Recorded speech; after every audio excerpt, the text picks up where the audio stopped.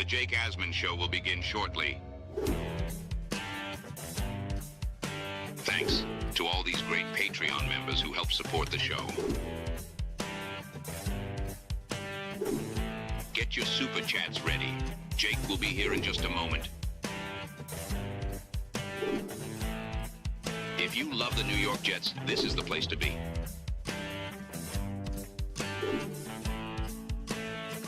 And now, the Jake Asman Show.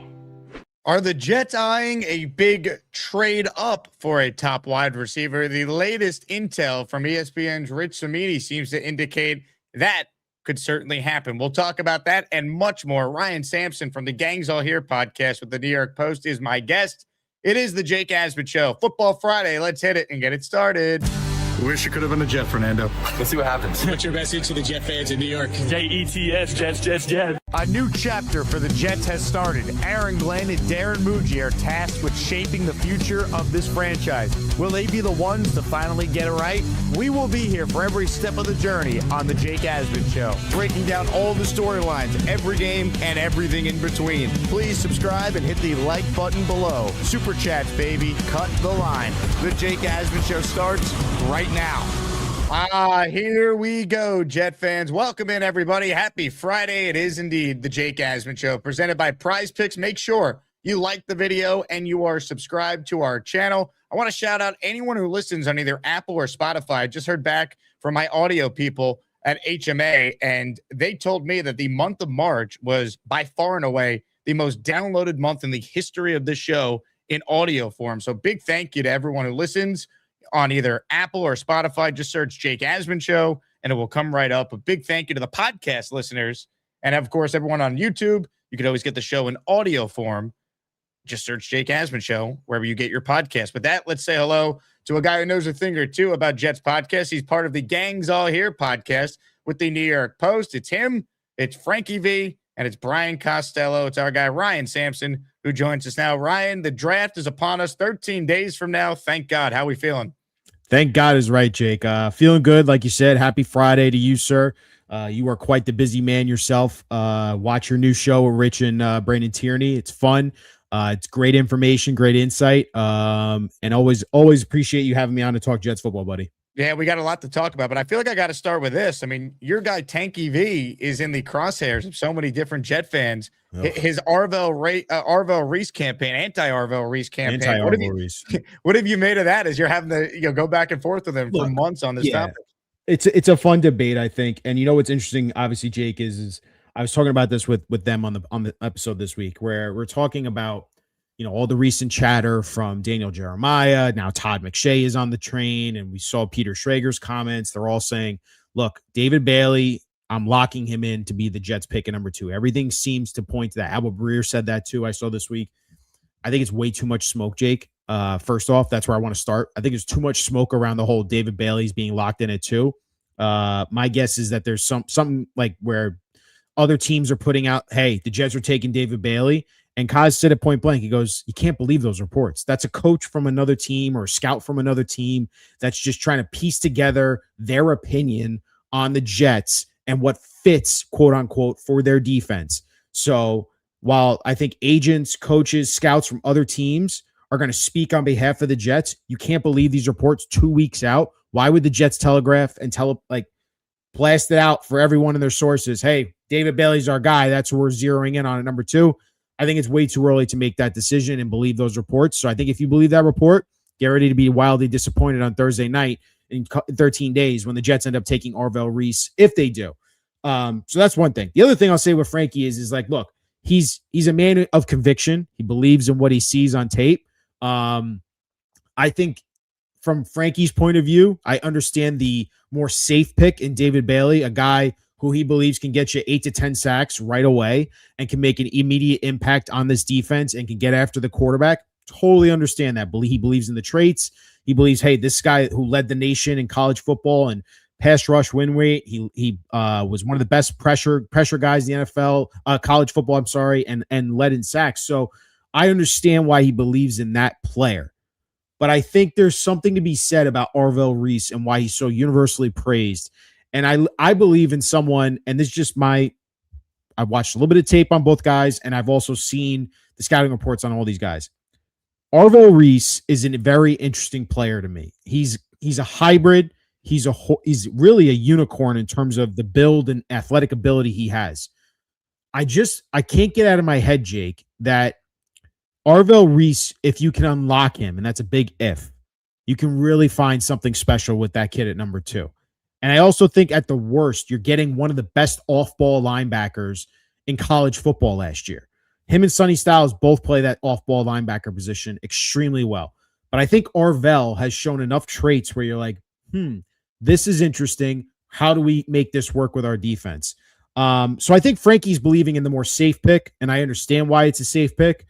I think if you're the Jets, and it's tough, right? Aaron Glenn probably is going to lean the safe pick. But I think if you're Darren Muji, you've listened to his comments when he was with the Denver Broncos, when he was a scout, what he values, whether traits or actual production, and the measurables of a player. I think, in my opinion, I think the Jets would be better served if they took Arvell Reese. I've said that before. I think Reese is the guy you should go at number 2. Something about David Bailey, it just looks off for me in terms of when I've watched him, and this is just my opinion on him. He looks very tight as a player. He's very upright. He doesn't get down and low as a pass rusher as much as I would hope for. He has incredible bend. No doubt he has athletic ability, and he's very fast off the line of scrimmage. One of the best first steps. But there's something to me that tells me David Bailey is going to probably be more of that 6 to 8 sack range. And where Arvell Reese, you can line him up over a guard. You can line him up over a center. You can put him as a joker linebacker. You can have a 5-1 lineup on the line of scrimmage. I mean, you could do so many things with this guy.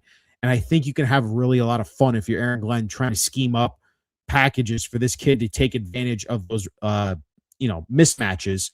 My favorite argument that everyone has now, Jake, is, he can't rush the passer if he's playing off-ball linebacker. Well, what I could say to you is you're in the AFC East. You're now going up against Josh Allen, Drake May, and now Malik Willis with the Dolphins, all guys who are very fast, very athletic, and you need guys to be able to chase them down and get after them. I just dread if we don't have a linebacker that can chase down these guys, or an edge rusher that can chase down these guys and get after them in third and long situations. I mean, how many times have we seen third and long Josh Allen escape out of the pocket, rushes with his legs, gets a first down, and he beats you with his athletic ability? I would hope that Aaron Glenn and Darren Muji are thinking the same way. I'm sure they are. They're having that debate themselves. It's a fascinating discussion. But I think it's too early. Again, even though we're 13 days out, I think it's ridiculous that the Jets have made their decision that they're going with David Bailey at number 2, and that's what they're telling all these people. I think all these reports are bogus, to be honest with you. I just don't think they've made a decision yet. Like, that's the biggest thing. They might take David Bailey. My big thing is, Ryan, if they're going to take David Bailey, it better be because he's the best player, and it's not, we need the instant gratification of this guy might have more sacks than Reese in year 1. And if I'm Aaron Glenn, I could go to Woody and say, well, look, he had all these sacks in year 1. We got pick number 2, right? Now you give me a chance to draft my quarterback. We got Membu right. We got Bailey right. Now we get, you know what I mean? Like, it should not be about Glenn's job for 2026. That's where Muji needs to see, the big picture. And again, Bailey's a really good prospect. So if they like him and they think he's the best, fine, take him. What I don't want is them taking Bailey because the coach is worried about his job.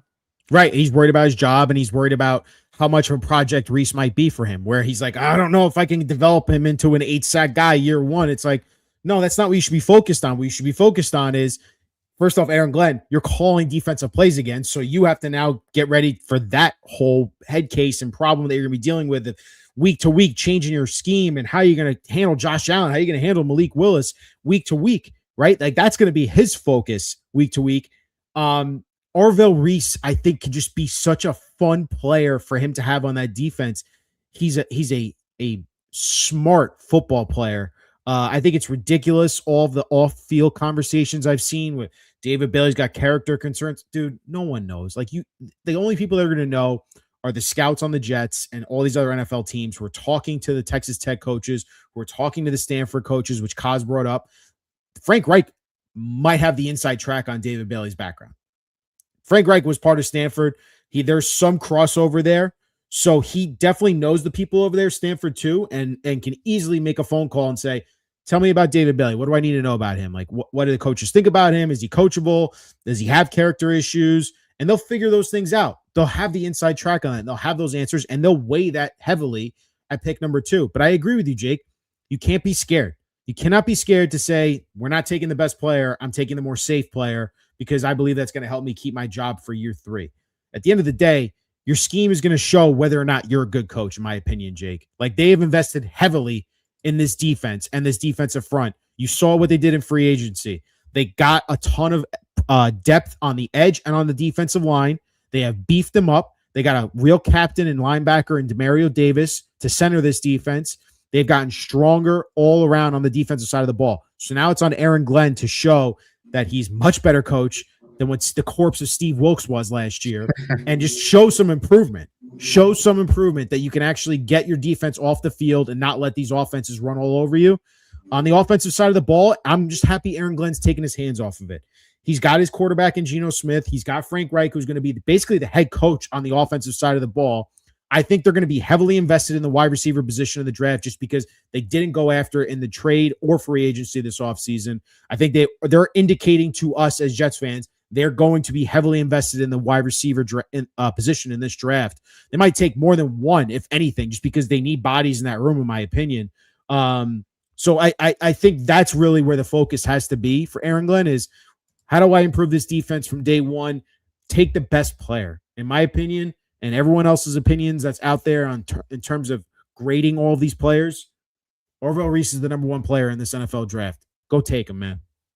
Comments, questions, your super chats. We'll cut the line. We're going to get to what Rich Cimini said on the Jets Collective last night in just a moment. Also, I see a lot of people in the chat ready to vote today. The Sweet 16 continues in ASMANIAC Madness. We got a great one coming up shortly. Kyle Clifton and Peter Castro. The polls will open for that in just a bit, so make sure you cast your vote when the polls open.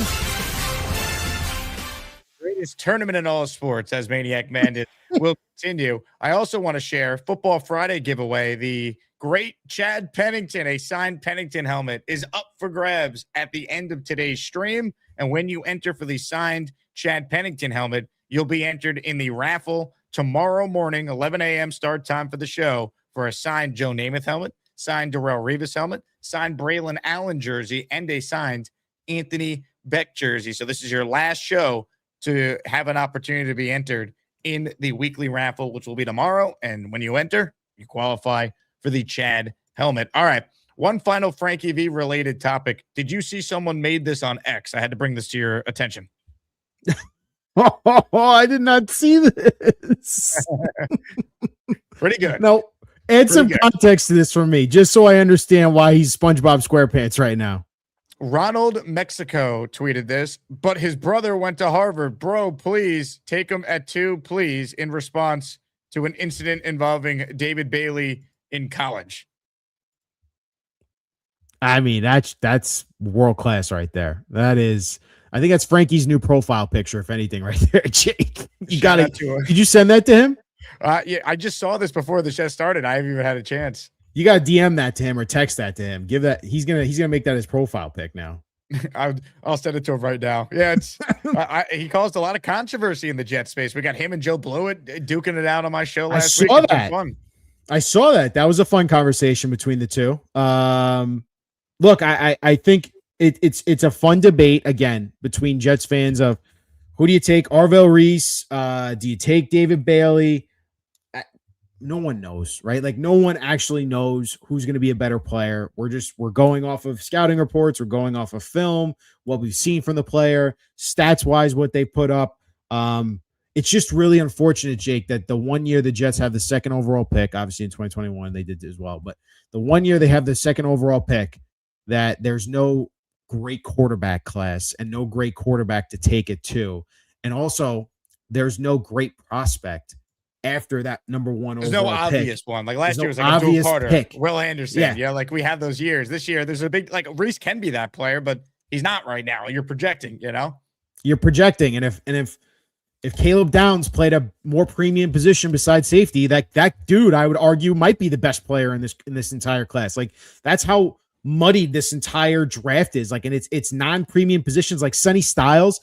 also is an off-ball linebacker. You know what I mean? Like Jake, like he lit the world on fire in combine, but it's like Sonny Styles was an off-ball linebacker. He's not an inside. He's not the premium linebacker that you put there. You know, like so you're not gonna like say, yeah, that's the guy I'm gonna take it to. Like it's all projections at this point with the way this class is developed. The offensive tackle group isn't that great.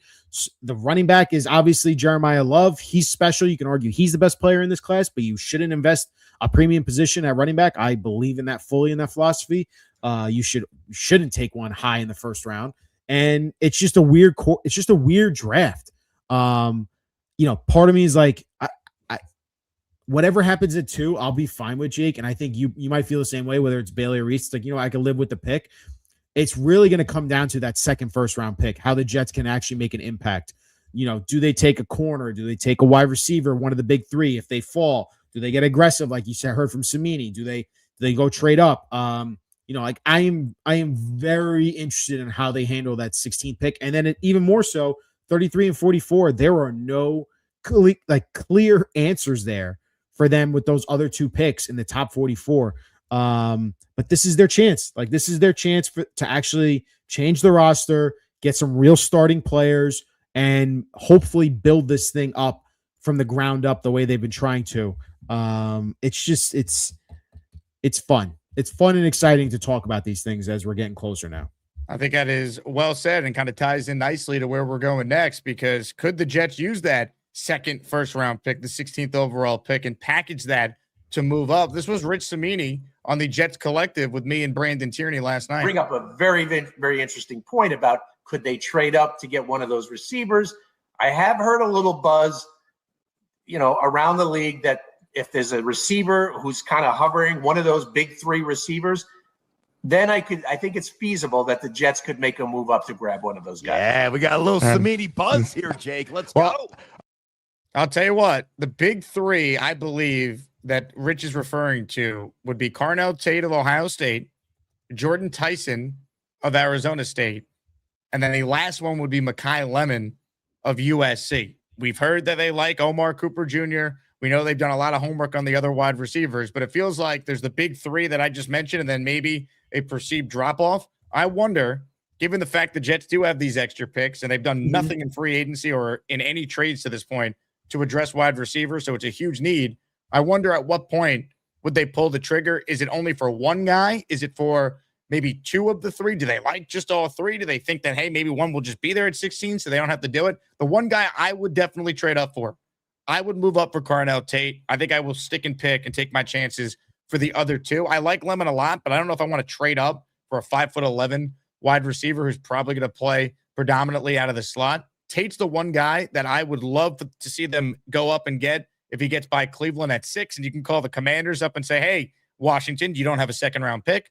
You don't have a 4th-round pick. We will offer you 16 and 44. If you look at the point value chart, Ryan, that is enough to go up and get the number 7th pick, 7th overall. That's the type of move I would make if that opportunity presents itself. What are your thoughts on what Rich said and just the idea in general of moving up?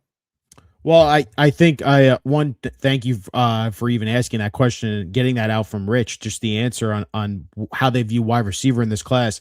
It definitely paints a clearer picture on what they're valuing here. I know the Omar Cooper, obviously, he's being mocked a ton to the Jets at 16 because they don't get the top 3. And I do think the top 3 are going to go before 16. So I think if the Jets do love all 3 of these receivers and they view all 3 of these guys as immediate impact starters, I think, Jake, you have to take that chance where you're taking a top 10 to 12 player in this draft class just because of how your board is. And if you know he's not going to make it to you 16, then you got to get aggressive. And yeah, offer up one of those second-round picks, including 16 as well. I think that's enticing enough to a lot of these teams to say, all right, we're moving back. We're not getting the wide receiver that we want, but we're getting another pick in the top 45.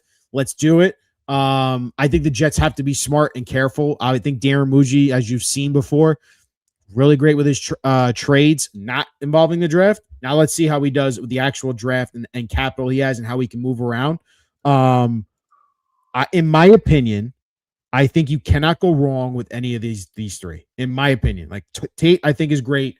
I love Mekhi Lemon. I've always loved him since I first watched him this year. I won't lie, like I'm not studying his whole career, but like this year, I've watched some USC and I was like, holy crap, that looks like Amon-Ra St. Brown. That looks like JSN. Like, this kid just pops when he's on the field. There's a reason that he's so highly valued. He's a monster when the ball's in his hands. And then when it comes to Jordan Tyson, there's a lot of comps to Garrett Wilson.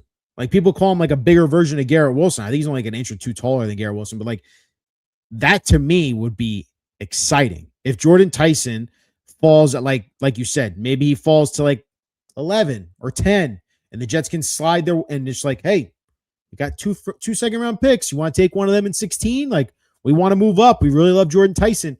If the Jets come away, Jake, with Jordan Tyson and let's say Orville Reese or David Bailey, that's a home run for this Jets draft already in the first round. It's clear, though, they need wide receiver. They got to address it. Omar Cooper, I know I've seen the Deebo Samuel comps. I'm interested in what you think about him. I don't know if I love investing the 16th pick in him. But if they really value wide receiver that bad, they might reach and say, hey, Cooper's the guy. That's who we love. We'll take him at 16 and be fine with it. I think if you can get one of these big three, you're going to put yourself in that much better of a position for that future quarterback next year in 2027. If you have Garrett and let's say a Mekhi Lemon or Garrett and a Jordan Tyson, that's going to be fun for future quarterbacks. I like Cooper, but again, when you see a guy who was not being mocked in the top 16 for most of the offseason, then when none of the games are being played, here's a guy who's now going to go in the top 16. It's a little tricky. Again, I like him. I don't love him.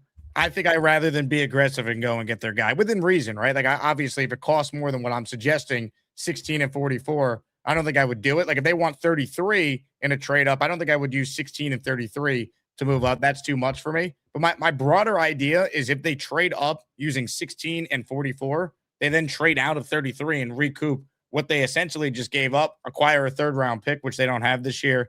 And it's just a smart way for Muji to get his guy and still acquire assets at the same time. Yeah, no, I think that's a smart way to look at it. I was listening to Field Yates on Will Parkinson's podcast as well today. That was some interesting comments, and I agree with him. Like, they have 9 picks in the first 2 rounds, the next 2 years. They can ultimately make up 20% of their roster through the next 2 years, which is crazy to think about, especially if you can hit on, let's say, 7 of the 9 players or 6 of the 9 players, and they become real impact starters. This is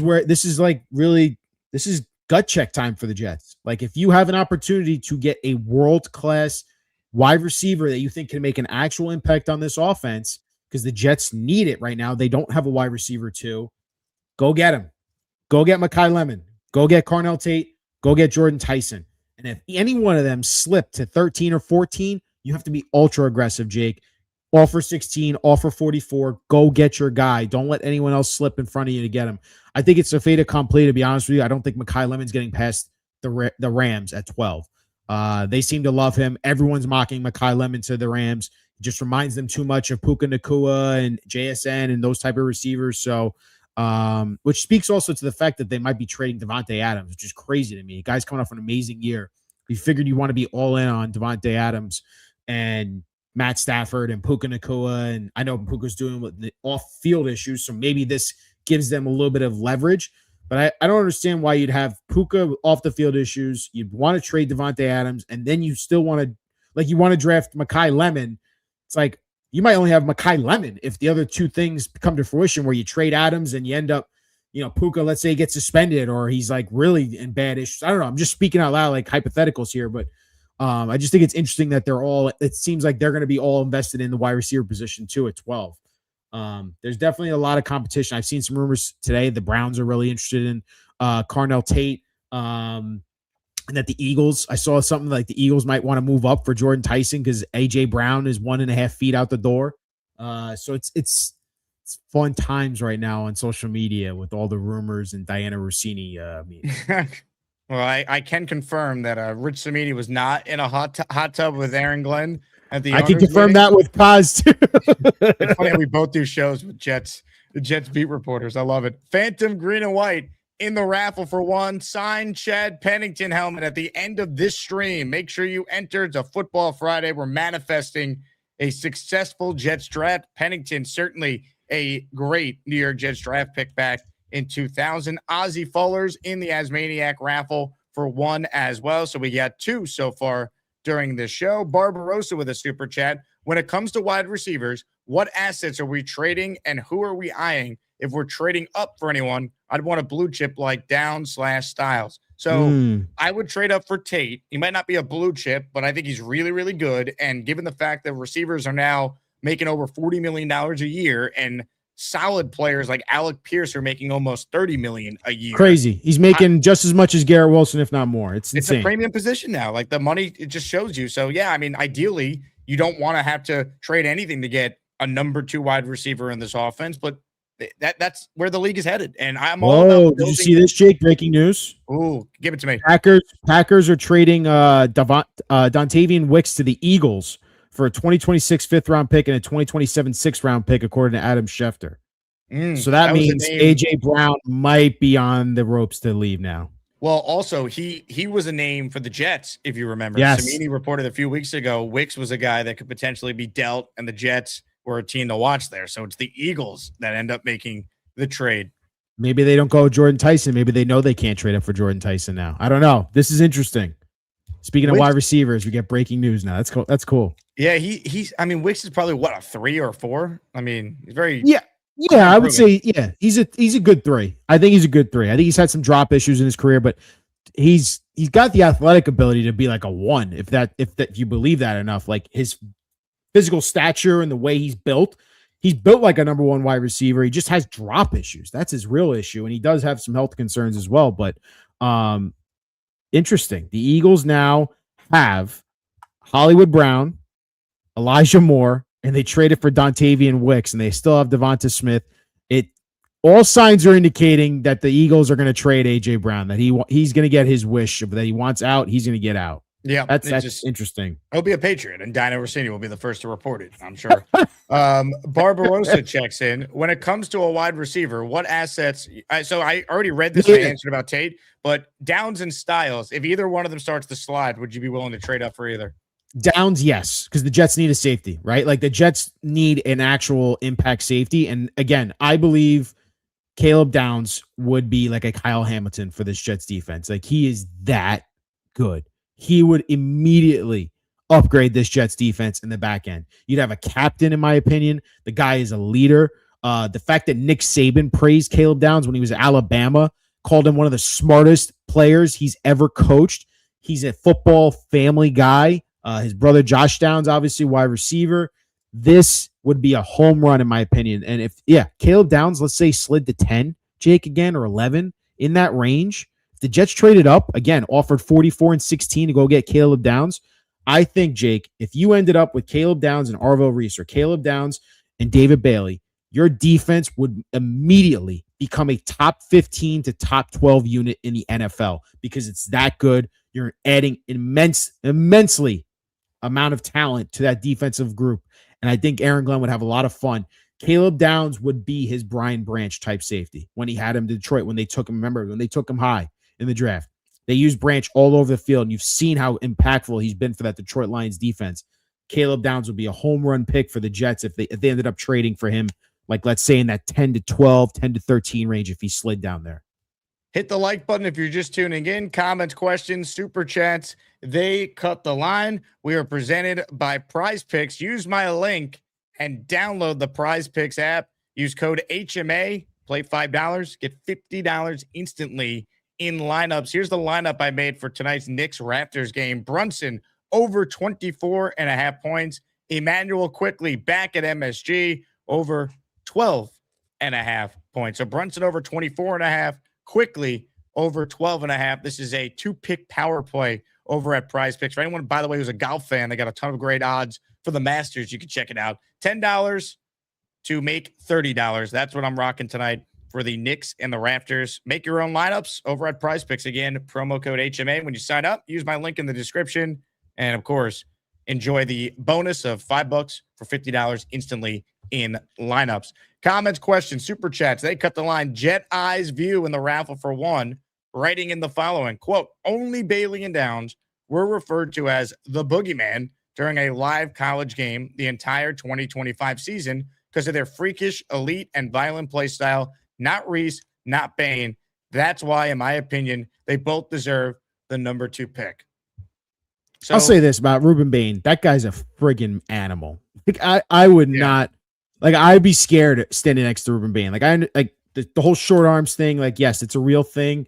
But I heard some interesting thing. I think it was Mel Kiper the other day on DPH and Rothenberg. He's like, if Ruben Bain goes out there and becomes an 8 to 10 sack player, Jake, then NFL and evaluators are going to basically erase that thing that they have on their sheet when they're measuring arm length. And they're going to say, this doesn't matter anymore. Ruben Bain has that opportunity to prove that in his first couple of years in the NFL. I like the player a lot in terms of what he's put on tape. I would call him a freak in the way he bends. I've never seen a player that of his stature to be able to bend the way he does and the relentless pursuit he has. So I would call him violent and freakish as well. But yeah, I mean, recent downs are both freaks, and Bailey's a freak as well. Reese is absolutely a freak. And so Sonny Styles. Reese is maybe the best athlete in this draft. He's 20 years old with the power and speed combination. Former safety. Like Reese is not even scratched the surface of what he is. He's already an elite linebacker. And again, I watched the video that was posted by Ben Solak of Reese watching his own film, being like, yeah, I just made this pass rush move up on the fly. No one had taught me that. He's like, now I'm learning all these pass rush moves to get ready for the draft. And I could see that, like, I just naturally knew to do some of this stuff. Like, again, you get Reese with the right coaching, he's going to be a star. And I actually think the Jets have a good D-line coach in Carl Dunbar. One of the few things I think Glenn has nailed this offseason has been hiring him. Yes. So I feel okay about taking Reese at 2 because of that. Yeah, I completely agree with you, Jake. I think Reese would be a lot of fun in Dunbar's defense. He'd coach him up, teach him how to give some really good pass rush reps. I think he'd help him set up tackles, set up guards, like give him I love that video, like you talked about with Benjamin Solak, like him realizing I didn't get the coaching I wanted to in terms of setting up these guys for pass rush moves. And he understands that more now. And I think he'll get unlocked with a guy like Carl Dunbar and hopefully Aaron Glenn and like thinking like that as a pass rusher, because he wasn't a pass rusher. He wasn't a full-time pass rusher. Like, he still put up 6.5 sacks. Think about that, Jake. 6.5 sacks, was not a full-time pass rusher. He was a full-time off-ball linebacker that was asked to play a joker on the defense. And I said this to Frankie and Kaz on the show the other day. Just imagine Arvell Reese, the freak that he is and how athletic he is. And I've seen it before because I've seen it from Matt Patricia's defense and Bill Belichick's defense, and I would love to see the Jets implement this as well. You implore Arvell Reese to be your joker, and he's your quarterback spy. But what he does is he's now going to play this guy where I can line him up all over the defensive line. I can line him up over the center. I can line him up over the guard. I can line him up over the tackle. If I'm rushing 4 and he is my 5th guy, right? Because you have 5 offensive linemen you're going up against. If they bring in the extra protector with the running back, great. If they don't, it's shotgun. The quarterback's dropping back.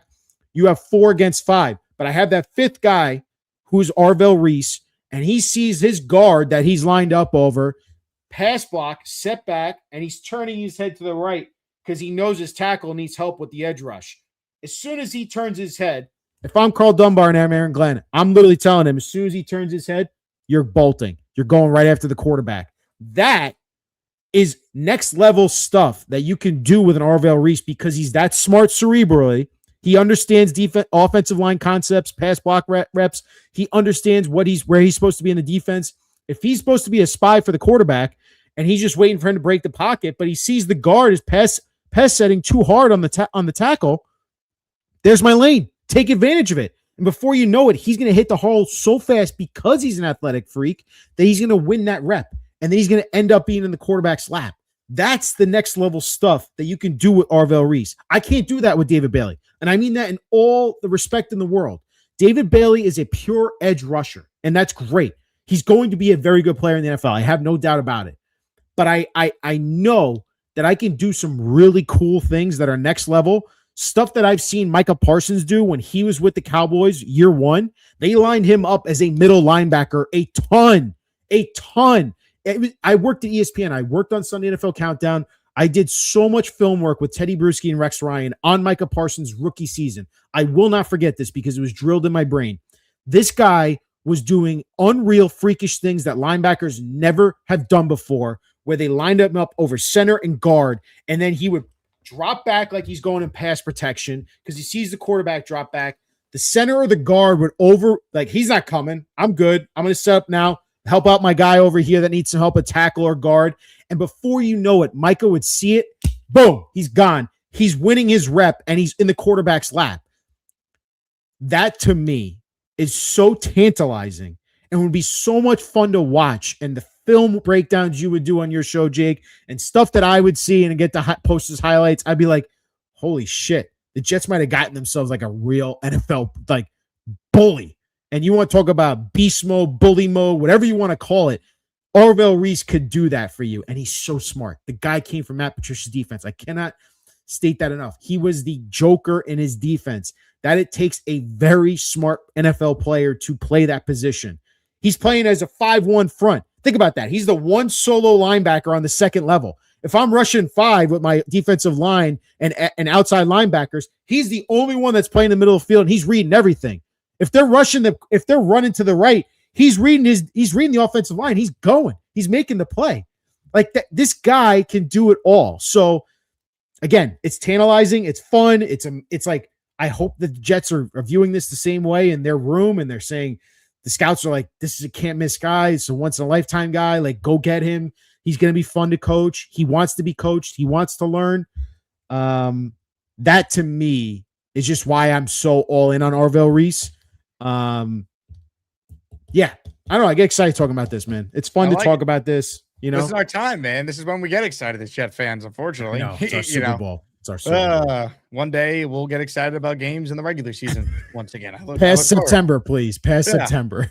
We'll get there. Ladies and gentlemen, you waited long enough. Let's open up voting in a highly anticipated ASMANIAC Madness Showdown. Here's your look at the bracket, folks. We're making our way through the Sweet 16. We're doing one matchup a day moving forward. Give people some great content, an opportunity to campaign on the first show during the week, and then vote during the second show. We heard from both Peter and from Kyle earlier today. But now it's time to vote. You determine who's going to face Chef Kevin in the Elite Eight, the #1 overall seed, Kyle, or the upstart, the 5 seed, Peter Castro. Before the polls open, one final message I received from the Castro campaign. Vote for my poppy. Go Jets. Short and sweet. Ladies and gentlemen, voting for ASMANIAC Madness is underway.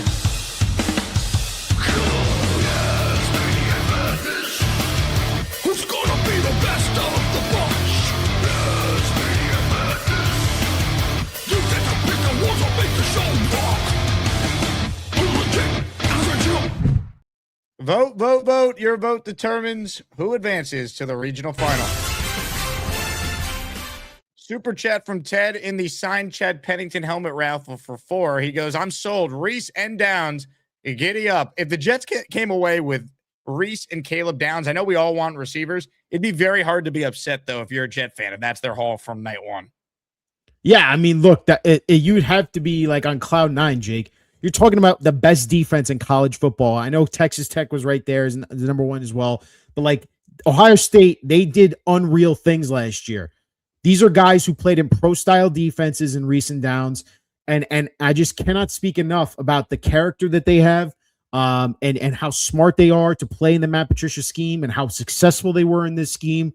I just think it would be so much fun to add. Like, again, if you told me recent downs are coming to the Jets, Jake, after day 1, I'm on cloud friggin' 9, man. I'm like, this Jets defense is going to be good again. It's going to be fun and exciting to watch again. It'll be painful to watch the offense unless they can make a trade for a wide receiver. Gonna get Brian Thomas Jr. with that 44th overall pick if that's their plan here. I don't know if they're gonna trade him, man. I've talked to Kaz about this. He don't believe those rumors. He thinks that it's all like just wow. So Connor Hughes versus Brian Costello and a source off here. Interesting. Yeah, Kaz has told us on the show. He's like, I don't believe the Brian Thomas stuff. There's a reason they view him still as a very highly talented player. I think at the right price, obviously everyone's tradable, Jake. You know that. That's why Sauce was traded for 2 first-round picks. I just think Brian Thomas, he would be fun. Don't get me wrong. He would take the top off the defense. He'd be that guy that's a vertical threat for you and have Garrett Wilson have fun underneath. But I just don't think there's actual reality to the Jets being able to acquire him. You'll see. I think you're going to see this A.J. Brown trade happen before June 1st. I think that's what Schefter just said too. But I think you'll see that before you ever saw a Brian Thomas trade, to be honest with you. But But look, man, it speaks to, while we talk about defense, recent downs would be amazing. Still doesn't take away from what Rich said to you yesterday. If there's an opportunity there for downs or a wide receiver, what would you do, Jake, in that situation? Are you saying, am I taking 16 and 44? Am I going for downs, or am I going for let's say, I'm going to call it Jordan Tyson? What would you do? I wouldn't do it for Tyson. If you told me Tate, I would do it for him. Because I'm not trading up for a guy that I have concerns with the injuries. I would do it. You for are concerned Tate. about the Tyson stuff, the injuries. How could I not be, right? The guy's going to play at MetLife for his career, and he's been injured in college. So I'd be concerned from that standpoint. Fair point about the MetLife stuff, but I will say this: the character of Jordan Tyson, from all reports, this guy's putting on a workout, Jake, with less than 13 days to go for all the NFL teams. I mean, if that's a guy who doesn't love football and wants to show that he can play, from all indications are Jordan Tyson tries to play through all the injuries. Now, if he just is a universally hurt player and he's always playing banged up, yes, I agree with you. Like, that's a major red flag. But maybe he's had some bad luck and he just hasn't had the opportunity. I know that one hamstring was hurt last year, and then he hurt the other one while he was trying to rehab aggressively to get back to perform for the combine and all the other things. So that makes you wonder, like, hey, was he just too aggressive? Should have gave it more time to rest and heal? But by all indications, Jordan Tyson is a baller. Like, that guy loves football and lives and breathes football. I know the comp, like, to Garrett Wilson's there, but like, if you're telling me I'm getting another personality like Garrett Wilson who loves football, wants to win, wants to be a competitor, Jake, I mean, the stuff he put on film is unreal. Like, that kid is a baller. So I think it'd be a lot of fun to get Jordan Tyson in that wide receiver room with Garrett. Look, he's a phenomenal talent. I would love it much more if he's just there at 16 and they could take him. Right. I don't know how realistic that is. Probably not. But one position that does fall in the draft over the years is wide receiver. I mean, famously, the Jets passed on Jackson Smith and Jigba at pick 16 and took Will McDonald instead. And Cimini made this point on our podcast. JSN had some hamstring concerns too coming out of USC, and he's been healthy as a pro. So I don't want to say like it can't work if they take Jordan Tyson, but this is the classic Jet fan mentality. If the Jets take him, he will be hurt. If the Ravens draft him, he's going to be an all-pro. Oh, don't say that. Don't say that. You gotta believe. You have to believe the worm will turn. Now, again, we haven't seen it, Jake, in our lifetime. We saw it briefly in 09 and 10. It hasn't been good or even remotely like competent since 2010 for us as Jets fans. But I do believe with the amount of capital that they have, it's got to improve, man, especially drafting a wide receiver. They nailed the Garrett Wilson pick. They did. They nailed it. Why can't they nail it again with a Jordan Tyson or another guy in the first round? What's interesting is Kaz did his mock draft again this week, and we talked about it. He had Denzel Boston at 33 for the Jets.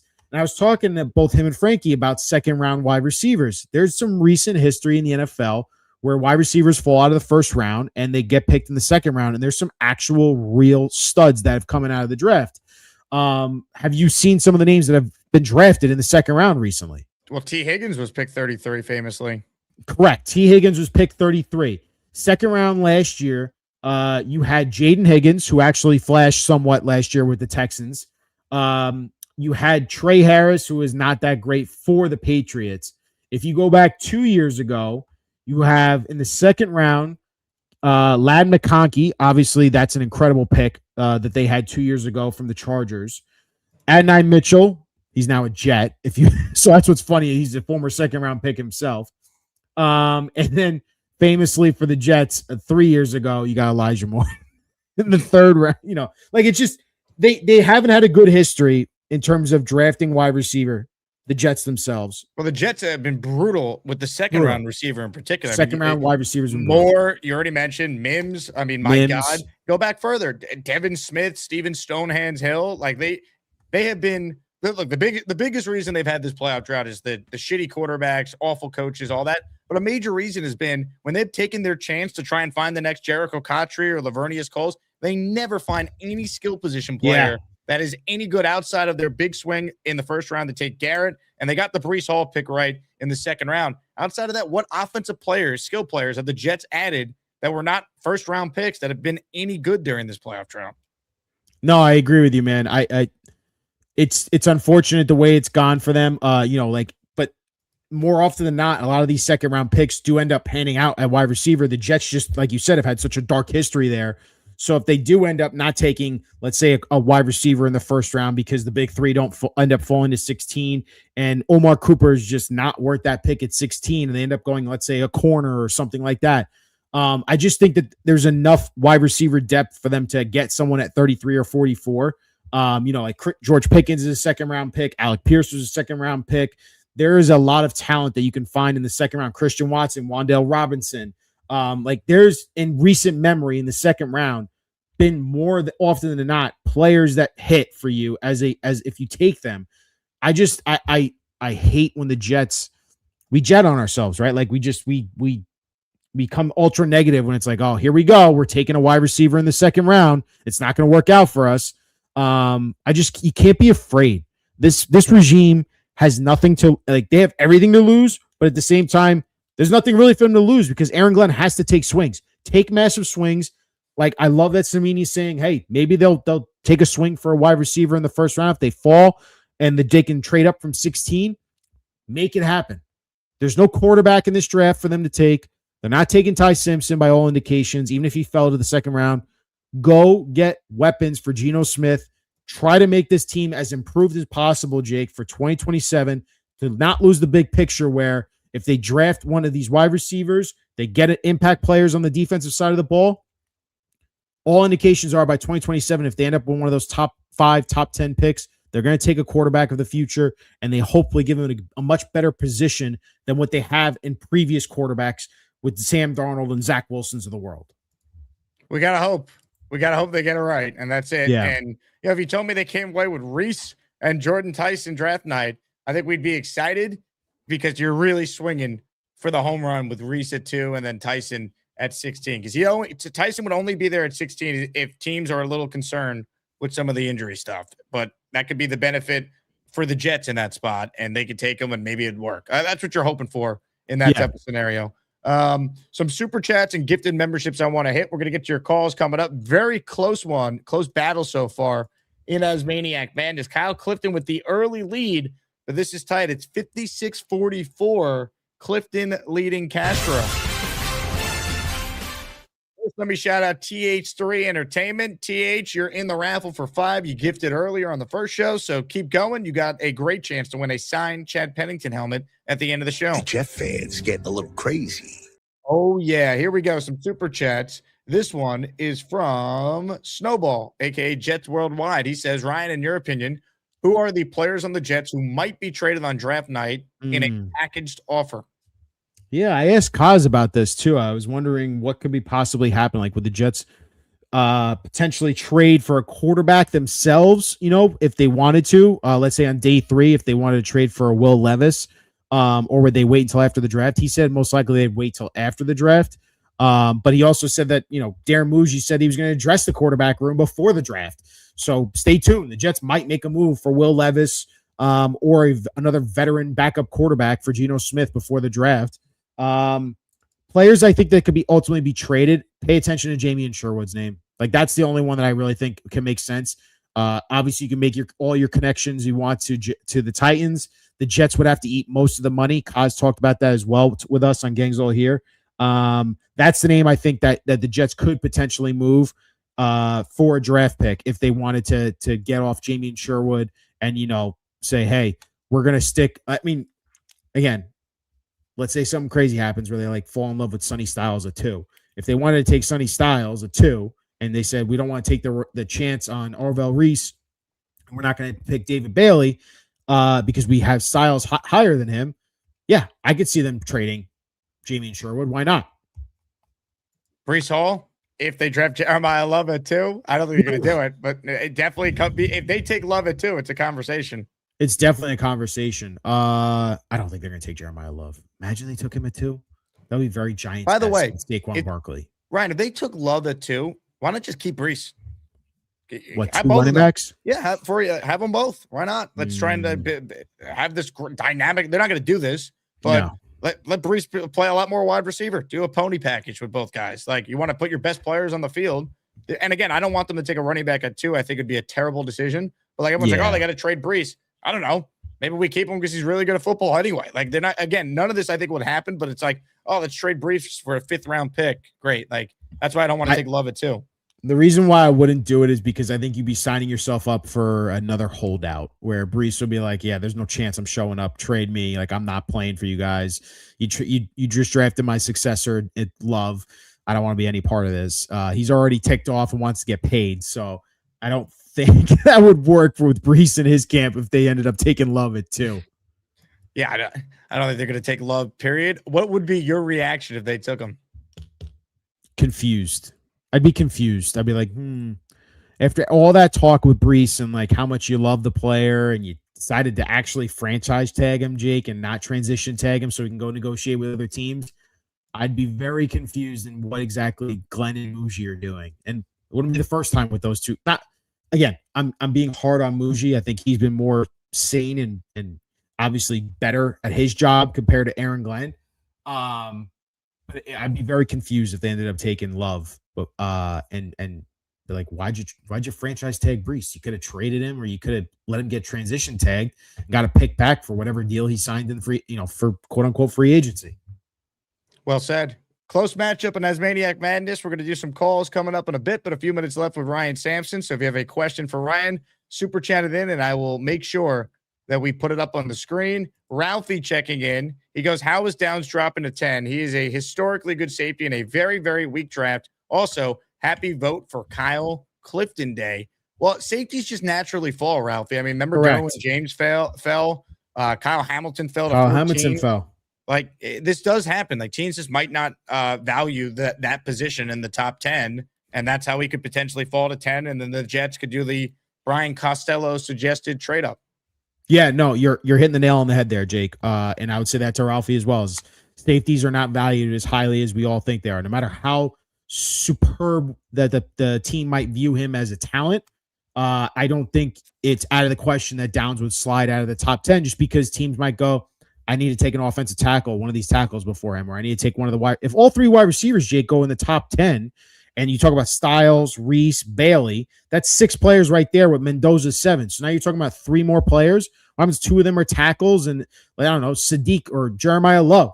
That's 10 players right there that all of a sudden are taken, and Downs falls out of the top 10. So it's not out of the question that Downs could slip out of the top 10 and the Jets could get ultra aggressive. If, let's say, he fell past the Bengals at 10 and the Dolphins are sitting there or the Cowboys, and you go, hey, Cowboys, you ended up giving us one of your first round picks. How about we give you 16 and 44 and we go get our safety? But I think the Cowboys love Downs, though. So he might be gone there at 12. They might hang up the phone right on the Jets and say, no. We're running the card up right now for Caleb Downs. So they might have to get up above Dallas, to be honest with you, if Downs slid to like that 10-11 range. I think the team to watch for Downs is definitely Dallas. Like, I don't think he's getting past them. Nope.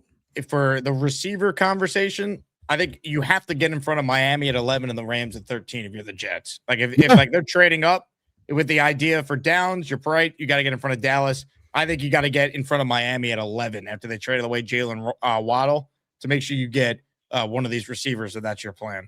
Yeah, I completely agree with you. Now looking at it too, New Orleans, do they take a wide receiver? The Commanders, I think, could use some help there. The Browns might be in on a wide receiver because no one has any effing clue what the Browns are ever doing. Yeah, there's a lot of question marks there, Jake, and no doubt Miami definitely needs a wide receiver.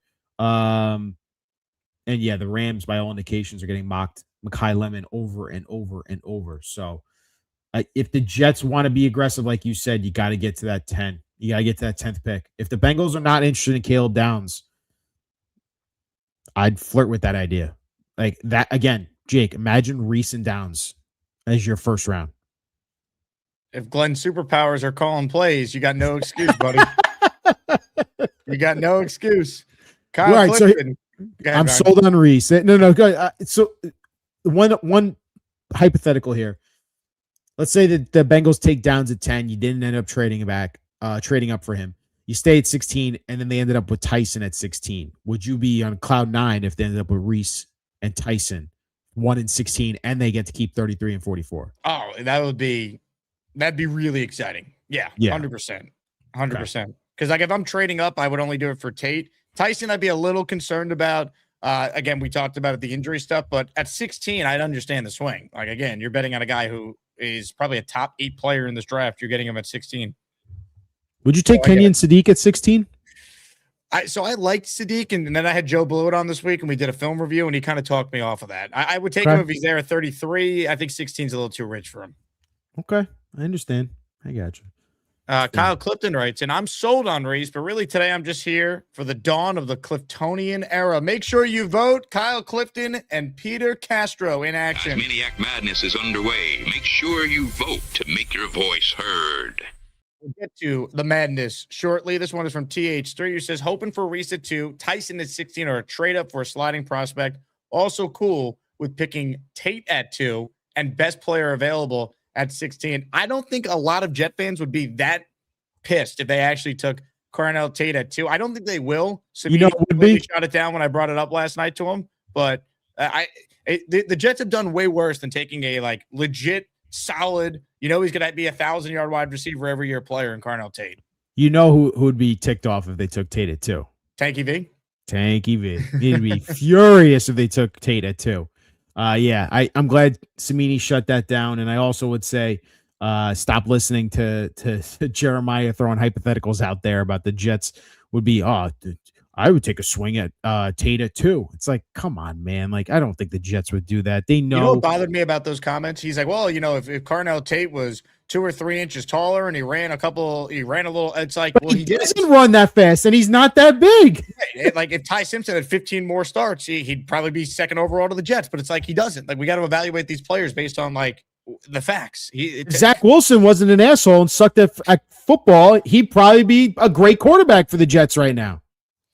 The draft needs to get here. I can't do it. Aaron Rodgers didn't tear his Achilles on the 4th play. Maybe the Jets make the playoffs a couple of years ago. I mean, we could play that game all day. You're not wrong. Donna in the raffle for 2. Thank you very much, Donna. Big Fella says tune into Jets World wide tonight at 7:30. All right, let me get you out of here with the Ty Simpson conversation. I think we're aligned. We don't want him at 16. If he's there at 33, though, your thoughts if the Jets pulled the trigger on him? 33 would be tough for me to swallow. I think you got to take like whoever's best left off in terms of who fell out of that first round, Jake. I think 33 is so important. If believe it or not, I think 33 is more important than like 2. Because I think 2, no matter what, you're going to get like Reese or Bailey. Like, what's going to happen there. 16 is the most important pick, in my opinion, like for this draft, like what they do, whether they trade up, they stay there, however they execute 16. 33 is the second most important pick in this draft. They got to get a real impact starter, in my opinion, Jake. And I am not in the mood of go take a lottery ticket on Ty Simpson, because that's what he'd be, right? Like, he'd be a lottery ticket and you'd be ultimately wasting year 1 with him because he's not going to be starting from day 1. And I think you'd be just taking such a massive risk that you really wouldn't have an answer on him after 1 year. And then you're going into 2027 with a giant question mark about the 33rd overall pick. 33rd overall pick is like a first-round pick. I am not in the mood of saying, take the guy, let's say a lottery swing on him and see if he hits. You're not going to get a clear answer or a clear picture from him. 2027 is going to be a loaded quarterback class. The smart way to go about this would be if he does slide to 44, Jake, yes, take him at 44. That's a mid-second round pick. I can live with that. He actually could. There is a scenario he could slide because everyone assumes Arizona really likes him. Well, they pass on him twice. Like, again, when you get to the second round, you're looking at that guy to eventually be a starter. Well, he's a quarterback. So if you already believe that he wasn't good enough to go in the first round, there might be the same teams that are like a second round pick we still view as a starting level player we're trying to find. We might not take him there. So crazier things have happened. Like Shedeur fell to the 5th round last year. It's not the craziest thing in the world that Ty is there at 44 for the Jets. Completely agree with you. It was overhyped and overblown when people were mocking Ty Simpson at 16, like Mel Kiper. He just really doesn't scream first round pick to me. He screams second round pick. But obviously teams reach for quarterbacks every single year. He doesn't have the starts. There is a real evidential thing about that. Like, quarterbacks that don't have enough experience in college, when they're coming out to the pros, and he's such little starting experience he needs time to season and learn. So 33, I think, is too rich for my blood, Jake. I've been talked off that, and I agree now. Don't waste a lottery pick. I need an actual starter. So whether it's corner, it could be a linebacker, Jake. It could be another, like, let's say they don't end up taking, they don't end up taking Tyson at 16. They end up taking a corner. They could take a wide receiver at 33. I think no matter what, you need to get an actual impact starter at 33. 44 is when you can start playing around if a quarterback like Ty Simpson fell back to them and they said, you know what, let's just see what happens. It's the 44th pick. There's no pressure, Jake, right, to say 44th overall pick, that guy's got to start right now as soon as Geno Smith's like, no. The guy's a project. Let him sit for most of this year, if not all the year, and then we'll see next year because that top 10 pick, I'm sure the Jets can have a top 10 pick in 2027. That quarterback's going to be the day one starter. And if they end up Ty Simpson at 44, he'd be the backup to him. And it's a quarterback competition to like somewhat make it friendly, but like it's going to be the top 10 picks quarterback job. That's how this all is building up for. But as all good plans go, the Jets' plans usually blow up in their faces. But like I said to you before, man, this is that time where you have hope. The draft is fun for fans like you and me. And I hope all Jets fans get to have fun watching the draft. It's such a stupid thing, like its name's being called out and people get excited about it, right? When you actually think about it itself. But what it is it's opportunity, it's hope. It's can this team finally get over that massive cliff that we just saw the Buffalo Sabres get off of? And can we end this fucking playoff drought? That's all we care about. But I don't think it's going to happen this year. I think you know that as well. This team is still building. It's still going from the ground up. I don't think it's going to be there in 2026. But I say that with a big but. Have your eyes on 2027's draft class. Pay attention to the college football more than you ever have before. But enjoy the draft, man. Like everyone should be watching. Like pay attention. I know, Jake, if you're doing a live stream, like go watch Jake's stuff. Go watch our stuff. Have fun, interact, talk about players, have these fun debates. This is the fun time of year before we get to the actual football, and then we're all dreading that next Sunday because this god-awful team just makes us miserable. So just don't let go of the rope. Don't let go, Ryan. Jeez. Come on, man. Appreciate you having on. Enjoy your weekend, and good luck dealing with Tanky V for another couple of weeks leading up to this draft here. I just can't wait for that pick to come in and it's Reese, and he's going to be so miserable. If you guys are live, oh my god, we need the Frankie ISO cam. We'll be live. We'll be live. Don't you worry. I'll be watching. Love it. Yeah, buddy. Ryan, I'll talk to you soon. Man. Ryan Sampson from Gangs All Here. Check out his podcast. Him, Frankie, Brian Costello do a great job. Upstate Jet fan with a super chat. Thoughts on Haynes King in the 6th/7th round? I actually covered Haynes King when he was at A&M before he transferred because ESPN Houston was the home of Texas A&M, so I followed what the Aggies were doing. He was in college forever. I mean, day 3 pick, if they like him, okay. I don't really have a strong opinion one way or another on what day 3 swing they take because I just don't think any of them are very good. So it is what it is. Hit the like button if you're just tuning in.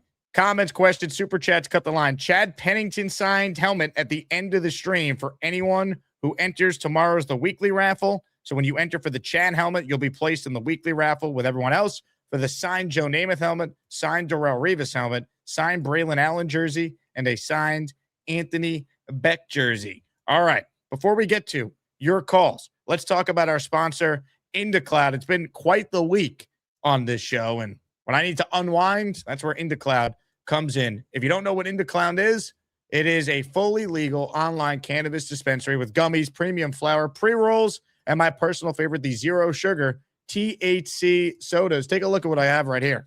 All the IndaCloud products you could imagine, baby. It's going to be quite the weekend, if you know what I'm saying. IndaCloud.co, promo code ASMAN, and you could try it for yourself, 35% off, plus free shipping on orders over $50. Everything's lab tested, federally legal hemp THC, and it ships discreetly right to your door. When you talk Jets as much as I do, believe me, you need something to help you unwind that doesn't give you that sluggish feeling, just a smooth way to unwind and stay sharp. That's IndaCloud. Check it out, IndaCloud.co, IndaCloud.co, code ASMAN, and you'll get 35% off and free shipping over $50. Enjoy responsibly. Shout out to IndaCloud for sponsoring today's show. We get to your calls coming up. Ladies and gentlemen, an update on polling. First and foremost, Kyle Clifton, Peter Castro, tight one here in the Sweet 16. The 1 seed, Kyle Clifton, leading the number 5 seed in the inside-outside region, Peter Castro, 52-48. So this is close as you want it to be. Let's go. Maniac Madness is underway. Make sure you vote to make your voice heard. To your calls we go. First up on the Gustbuster Umbrella Hotline, and we know which way this guy is voting. Hit it. Get ready for Neil. He will make 13 points about the New York Jets and maybe hump a Patriots jersey. Get ready for Neil. He's probably smoking a big fat cigar and burning his house to the ground. That's Neil.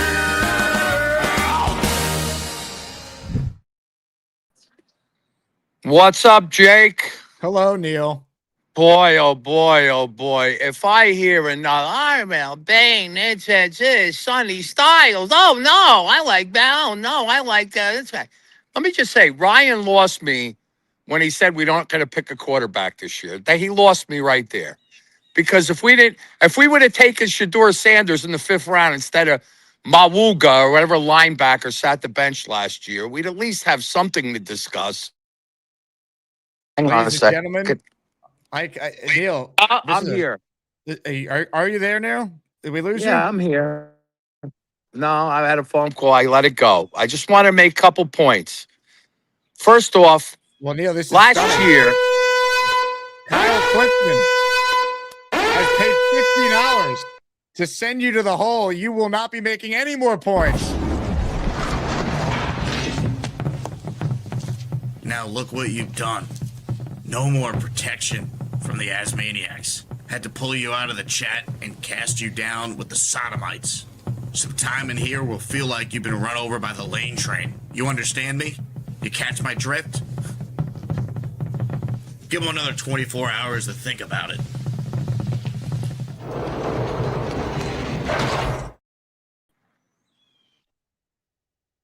Peter, help, Peter, help.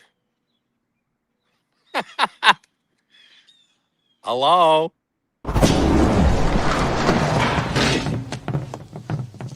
Now look what you've done. No more protection from the Asmaniacs. Had to pull you out of the chat and cast you down with the sodomites. Some time in here will feel like you've been run over by the lane train. You understand me? You catch my drift? Give them another 24 hours to think about it. Now, Neil, hold on. Some breaking news here. Lou B has agreed to bail you out if you will put him on the 69th team. Yes, he's on already. Absolutely. Well, how about this? And Peter Castro is coming to your defense. Just like that, $100 in bail has been posted to make Neil a free man. Hey, Kyle, you better slow your roll there, Kyle. Don't worry about it. I'm not going to say anything bad about you. Take it easy. Okay? I want to talk about Ryan. First of all, let me just say this to you, and I'm going to finish it with this. Ryan, talking about Arvell Reese, okay? Last year, the big talk in the draft at number 3 was Abdul Carter. Remember that, Jake? Yes. Abdul Carter, 12 and a half sacks for Pittsburgh. He's the next Micah Parsons. He looks like, by the way, Abdul Carter is 6'3", 252. 1 second, Neil. PBN or not PBN. Mike D's Nuts is trying to send you to the hole. Now, because you had $100 come in, this is not enough to send you to the hole. But you're on like, you know, you're under a lot of scrutiny right now because one more $50. Okay, I don't care. Hey, listen, I don't care. Back to the hole. Beautiful. I don't care who sends in $50. The bottom line is this. Abdul Carter was talked about as the biggest, greatest thing since sliced bread. Bigger than Reese. Yes or no, Jake? He was incredibly hyped up, no doubt. 12 and a half sacks he had, more than Arvell Reese. And then they took Jackson Dart and traded up for Jackson Dart. Now, Abdul Carter, all that hype they had about Abdul Carter. Last year he had 4 sacks. Now, if Arvell Reese gets 4 sacks for us this year, are we going to be that excited? Well, it depends because Arvell Reese was not, or Abdul Carter was not used properly. He was also in a crowded defensive line room. They're not the same. It's not the same thing. One of the things we're concerned about with Arvell Reese is his Mike D's nuts has said enough of Neil. Neil, we will see you later. Now look what you've done. No more protection from the Asmaniacs. Had to pull you out of the chat and cast you down with the sodomites. Some time in here will feel like you've been run over by the lane train. You understand me? You catch my drift? Give them another 24 hours to think about it.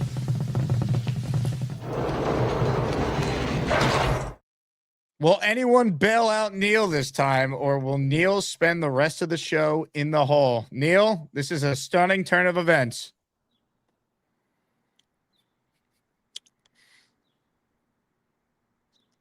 Should I say something, or am I in the hole? I'll say this. You're in the hole. Now look what you've done. No more protection from the Asmaniacs. Had to pull you out of the chat and cast you down with the sodomites. Some time in here will feel like you've been run over by the lane train. You understand me? You catch my drift? Give them another 24 hours to think about it. Just an incredible turn of events. Now, we do have a rule in place, just so everyone knows, that you can't hold someone that's in action in the tournament that day. Meaning, if someone's going to try and put Gary or Briga in the hole during their battle in the Sweet 16, that's not allowed. Unless, obviously, you know, I'll use viewer discretion if something ridiculous gets said that's inappropriate, and then that supersedes the rule. But that's my discretion as the commissioner. But just a stunning turn of events. Now, Mike D's nuts, Peter Castro, and Luby and Clifton, I will have to count up your raffle entries, of course, and we'll put you in for the Chad Pennington helmet at the end of the show. The point I was going to make to Neil before he was bountied was you can't look at Abdul Carter's first year and say, oh, well, you know, he didn't live up to the hype, because he wasn't used the same way that Reese is going to be used. They're different players. And the Giants' defensive line, Abdul Carter didn't get the typical amount of snaps that you would get for a guy who's picked in the top 3. You could look at it because they had a crowded room. Kayvon Thibodeau played a lot, right? He was a top 5 pick. You got Brian Burns. And Carter got better as the year went on. And he also had some immaturity issues. That was part of it too. I think he's going to be really, really good. And again, you're not judging the pick based on only 1 year. Neil, if you want David Bailey, and you want Jeremiah Love, but like for those who want Bailey, Bailey has more sacks in year 1. That doesn't mean he's a better player necessarily than Arvell Reese. That's what I think people need to understand. This pick needs to be made for who's the best football player over the next 5 years, not just who's better in 2026. That's not how you build your team. Now, holy crap, the bounty has been paid for. Andrew C., the dream, has brought Neil out of the hole. Neil, are you there? I was really in a dark hole. Neil, you are a free man if you hear my voice. If you are out there, you are alive. You have been freed. Unlike anything we've ever seen before, bounties and bails being posted at a rapid rate. And we're wasting no time. Neil, you have not been freed. Mike D's Nuts says, not so fast. Holy bleed.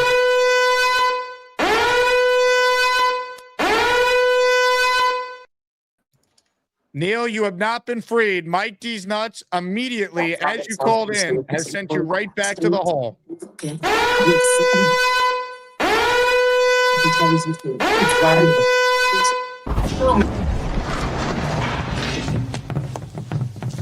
Now look what you've done.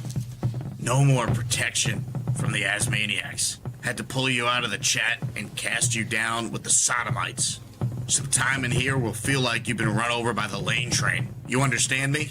You catch my drift? Give them another 24 hours to think about it. You know what type of FU money you need to have just to be able to be like, I'm not even going to write what this is for. You know. I'm not even going to put a comment on this thing. You know what I'm doing. Mike D's nuts, $150 in bounties against Neil. After Kyle Clifton started this thing by putting Peter Castro's best friend in the hole.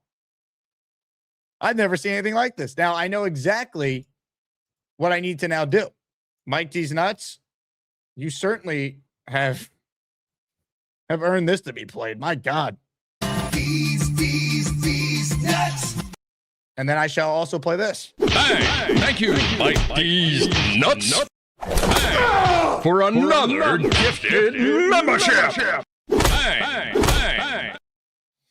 Big fella says the hole is busy like, I'm not going to read the last part, but thank you, big fella. Johnny Boy says, I'm poor.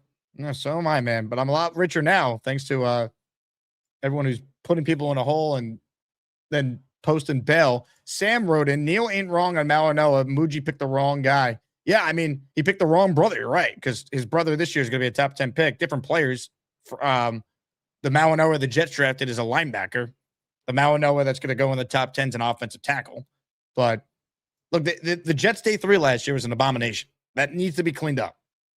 And I think some of it was they didn't have their scouts in the building yet. They were just drafting based on like a specific trait. Like, oh, Aaron Smith can run fast. Let's get him. Hopefully they refine their process there. I think some of these picks were on Glenn, and I know for a fact Muji's now more involved.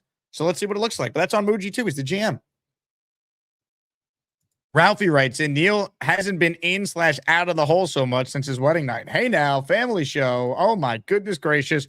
Of all the dramatic things that I have ever heard. Calm your freaky down. All right, more of your calls right now. I'm very curious to see what this guy thinks of what just happened to his very good friend, or as he would say, his Goomba. Gator, I don't understand why I don't have an intro. Gator, I need an intro, buddy. A cool intro, please. I've been calling in, supporting Jake for over 4 years. You got Adam is too cool, Papa 73, and I don't understand why you won't create one. Women. You have no sense of humor. That's the problem. I don't. When you have a sense of humor, then you can have an intro. I'm worthy of an intro. All right, fine. I don't understand why I don't have an intro. Hey, Jake, how you doing, buddy? Hello, Rob. Not cool what they're doing to Neil. Not cool at all. But as soon as you throw Neil a life preserver, Mike D's nuts is throwing him back in. So it looks like it's a losing battle. He has. We've never seen anything quite like this, including what he just did.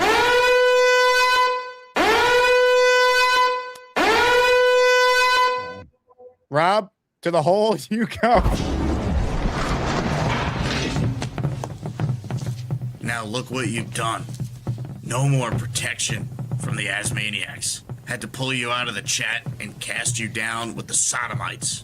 Some time in here will feel like you've been run over by the lane train. You understand me? You catch my drift? Give him another 24 hours to think about it.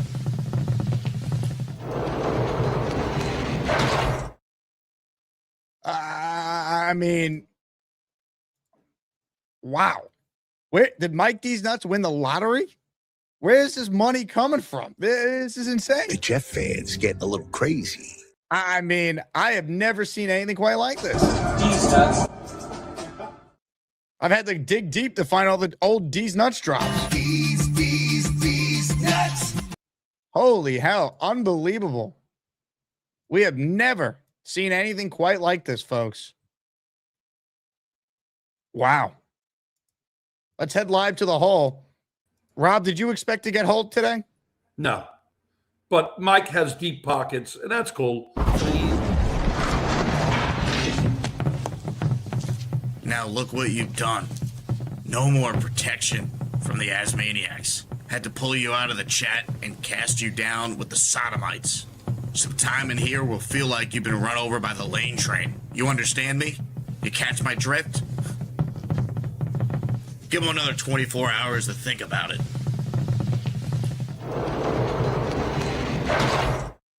Unreal. Lou B says, Mike D's nuts. Did you see the size of Rob in person? I know I have.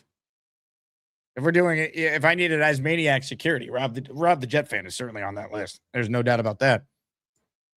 What a show. I might as well update everyone on voting right now. 52-48. I wonder if any of these holes will negatively or positively influence the voting for either side here.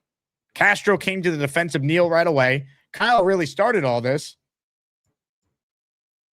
And I don't know what to make of any of it. I really don't.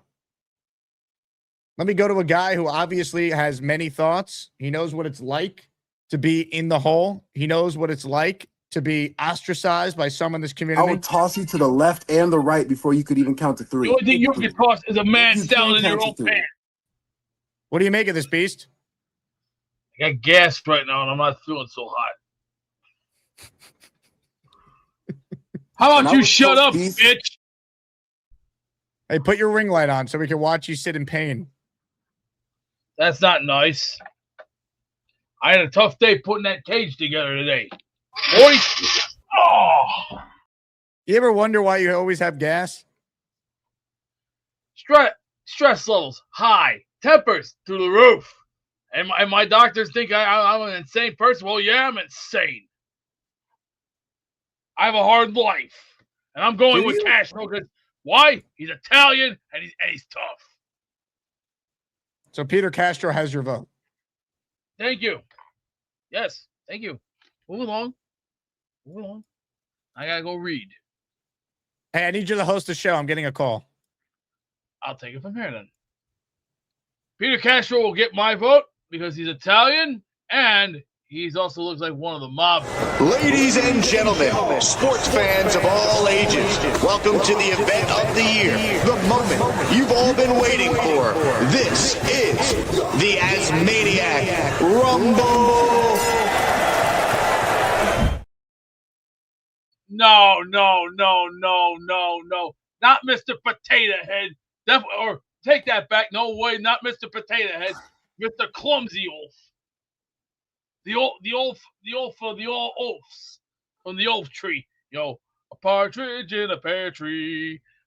And look at this guy sitting there. He looks like the oaf from the elf tree.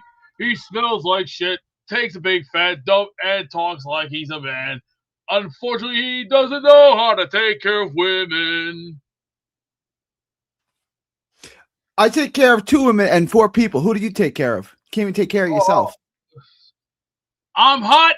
I'm too spicy, and I'm too slicey. But I got the hottest body in the world with the hottest guns in the world. And look at that right there. Those are guns that'll take a head and rip it off and unscrew. You look like you're the biggest bottle of cheap Canadian whiskey. I remember when I was in college, I would get a nice bottle of Canadian LTD whiskey, iced tea, sit down and enjoy a nice bottle of whiskey.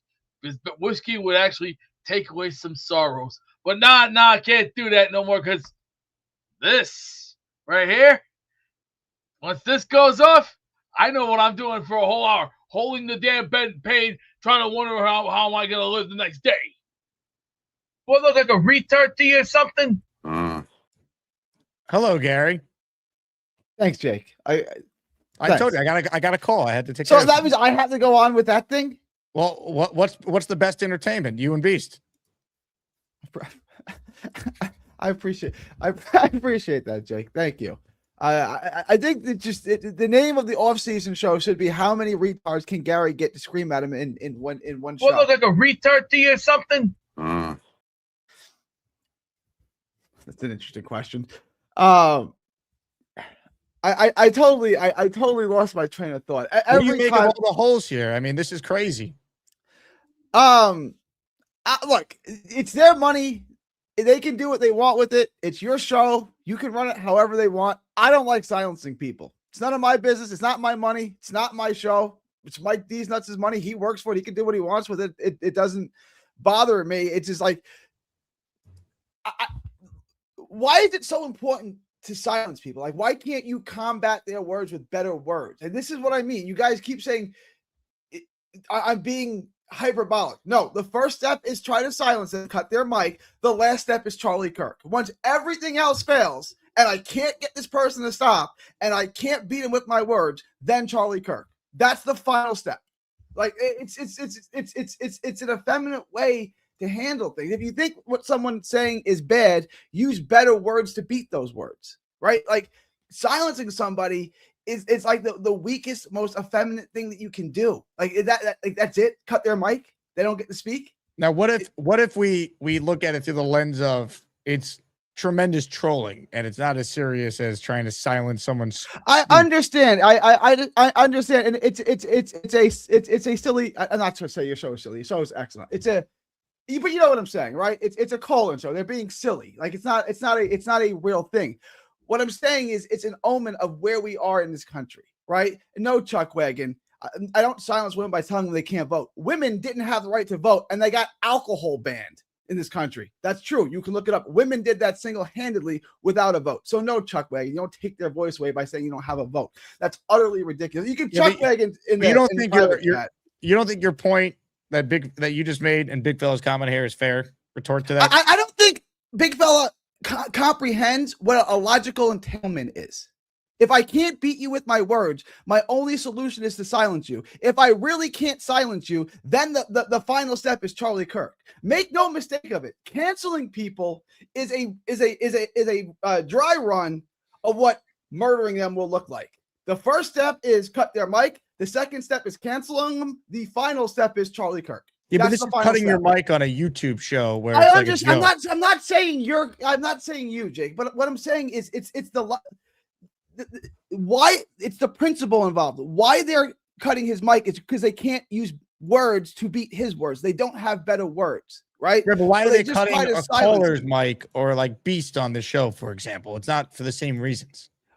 Well, I mean, Beast just rambles in. That's your boy.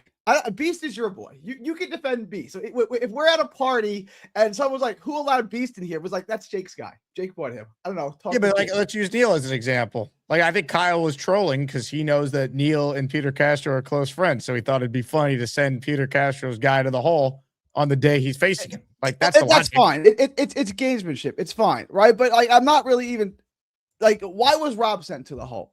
You know what I'm saying? Like, why is You'd have to ask Mike D's nuts that one specifically. Right, and if you look at who sends me to the hole, it's like Mimosa, it's Amanda, right? It's like, well, he's got better words than me, so I'll just silence him. Like, okay, like this is what again, it's a silly. The dream says, Gary, I think they're putting people in the hole because it's funny.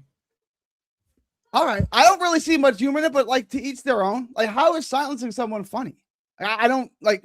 Where's the punchline in it? I don't see it. I don't. Well, I'll tell you what. There's a man on the line that has called in, and he will not be silenced against you. Ladies and gentlemen, sports fans of all ages, welcome to the event of the year, the moment you've all been waiting for. This is the ASMANIAC Rumble. Hi. What up, big fella? Look, I am just calling out that it was an extreme thing that you said, which it is. Because, first of all, you can't compare a YouTube show. Someone could go into the hole for, people not wanting to hear what they have to say. Do you understand what a logical entailment is? Do you know what a logical entailment is? Excuse me. I'm talking. Thank you. Go ahead. You compared that to a murder. That's kind of extreme, bro. Now go ahead. Do you know what a logical entailment is? Enlighten me, please. A logical entailment is something that entails all of logic. So if the first step is to silence someone and that doesn't work, then the final step would be a much more extreme measure of that. The solution here, the logical entailment is if I can't beat someone with my words, I silence them. That's the logical entailment here. I can't beat them with my words, so I silence them. The first step in that is something silly like that. When all of that fails, when every step fails, what's the only other solution that you can take to silence someone who you can't silence and you can't beat with your words? What's the final step in that? He's got to go. It happened to Malcolm X. It happened to Charlie Kirk. That's the final step. So you're comparing that to a YouTube show? I don't know what you mean by compared how. Like, explain compared how. How am I comparing them together? I said it's a logical entailment. Okay. You're comparing what happens on a YouTube show to what happens out in the real world. Like if I said you and Andre the Giant are both big, I'm comparing you by size. I haven't compared you to Andre the Giant. I didn't say you're as big as Andre the Giant. I said you're both big, and compared to the average person, you're both big. I'm comparing Charlie Kirk in this show. How am I comparing him, or just making a logical entailment? What you're kind of doing is like conflating the two between a fun YouTube show and political hyperbolicness in the country. That's what you're doing. That's where it starts. Like I can't listen to things I don't agree with. I can't beat those things with my own words that I disagree with. So I have to silence this person. This is a first baby step, and that's a massive, massive, massive giant step. But it's the same concept. I can't beat you with my words. I can't hear things I don't like. I have to end you. That's what it is. But no one's going to end anybody here, man. But because it's only for a day, right? I understand. Charlie Kirk is infinitely ended, and this is only for a day. I understand, right? Yeah. It's the same concept. The concept is the same. The principle behind it is I can't beat you with my words. I can't hear things I don't agree with. So therefore, I have to stop you. I understand what you're saying. But like I said, what the comparison is too extreme, in my opinion. It's not really a comparison. It's just a logical entailment of the steps that will be taken to silence people. This is the first step, right? Like when someone commits a small crime, they get a small punishment, right? But that person continues to commit bigger and bigger and bigger crimes. They get bigger and bigger punishments, right? It's like it's the same thing. Yes, this is. These days it really you really can't say anything because small people, big crimes get off all the time. I mean, people with small, people with small. Yeah. These nuts. What up, Mike? These nuts. But what's up? At the end of the day, what I'm saying is that example is a little much. That's all I'm saying. We all know that this is all in fun, right? Like we're not. That's what I'm saying. It's all in fun. I get it. But no, hold on, Gary. You've talked enough. Like that's all you do is talk. You've talked enough. I sat here listening. All we're doing is having fun. Like this is an escape from reality. We're having fun. It's all jokes. It's not Charlie Kirk and Malcolm X getting assassinated. Like, come on, bro. You're bugging with that, man. And it's not even close to that. We're having fun. Like, you can't say something like that and then try to walk it back and be like, "Oh no, I didn't mean that." Did I walk anything? Did I walk anything back, or did I double? Fun on a YouTube show. Did I walk anything back? Like people throw each other into the hole all the time, and it's funny. You know what I'm saying? It's not like they're there forever. They'll be there tomorrow or the next show. It's not that serious, man. Let's take this one at a time. I said it's your money. You worked for it. You can do whatever you want with it. I don't begrudge you for doing whatever you want with your money. It's your money. I can't even hear what Gary's saying, man. My audio's fucked up. Like I can't even hear what Gary's saying. Well, that explains that. Can you hear me? Or no? No. All right. But I said it's your money. Can you hear me? What you want with it. I don't begrudge you for doing whatever you want with your money. You earned it. You worked for it. Go do what you want with it. Oh my God! I think it's effeminate to throw someone in a hole for words I don't like. I can't handle your words. So I'm gonna try to end you. The only time I really ever hold you is when you go a little far with Charles. That's the only time, because sometimes you go too deep with him and he can't really defend himself. And that is a level where I kind of. I want to address something that you just said. Okay. Sure. He can't defend himself. Okay. I want to address that because I think that's like out of bounds. Have I ever physically attacked him or physically threatened him in any way? So it's just words, right? It is. It's just words, right? So why don't you think that he can defend himself verbally or intellectually? You realize he has like disability, right? So do I. Like I don't know. It's not the same though. It's not the same. He's a college graduate who lives by himself. That means he can retain and recite information. That's what that means, right? He has a behaviorist. Only about 30% of men. I've had all types of therapists. I don't even know what a behaviorist is, so no. But I've had all types of therapists. If we went to a doctor and I wanted to be declared permanently disabled, I could be, right? Okay. Like, I'm just letting you know. Okay. But like that's not even the point. Like that's not the point. The point is I would never threaten the guy. I would never hurt the guy, right? I simply talk to him as if he's a man. I talk to him no differently than I would talk to you or Jake or any other grown-ass man. I talk to him like he's a man. He doesn't like that. He likes to be spoken to as a charity case, as does Beast. I'm not going to speak to a grown man as if they're a charity case, as if they're a child, or as if they're a woman. I'm going to talk to him as if they're a grown man. That's fine. But hey, Nick, what's up? Look at this guy. Look how skinny this guy is. Did you lose more weight? Look at you. I have. I'm not here to be a sex item. I'm not a piece of meat, guy. I want to. Yeah, you're not Diana Receive Me. You're okay. Go ahead. Yes. Yes. If I sleep with Mike Vrabel, it'll be for my brain, not my body. Okay. What up, Nick? Now hold up with Charles. You realize I'm disabled. I've lost a toe. I have a disability. They're not all the same. You realize that there's different tiers and levels to disabilities, right? I got stage 3 dementia and I have epilepsy. If I said I wanted to be declared disabled and never work again, I could be. I just go to the doctor to tell you, and it would be a wrap tomorrow. Go ahead, proceed. Oh, we lost Nick. Yeah, Nick went off. Nick, we can't hear you, buddy. It was going to be good. I wanted to hear that. Can you hear me?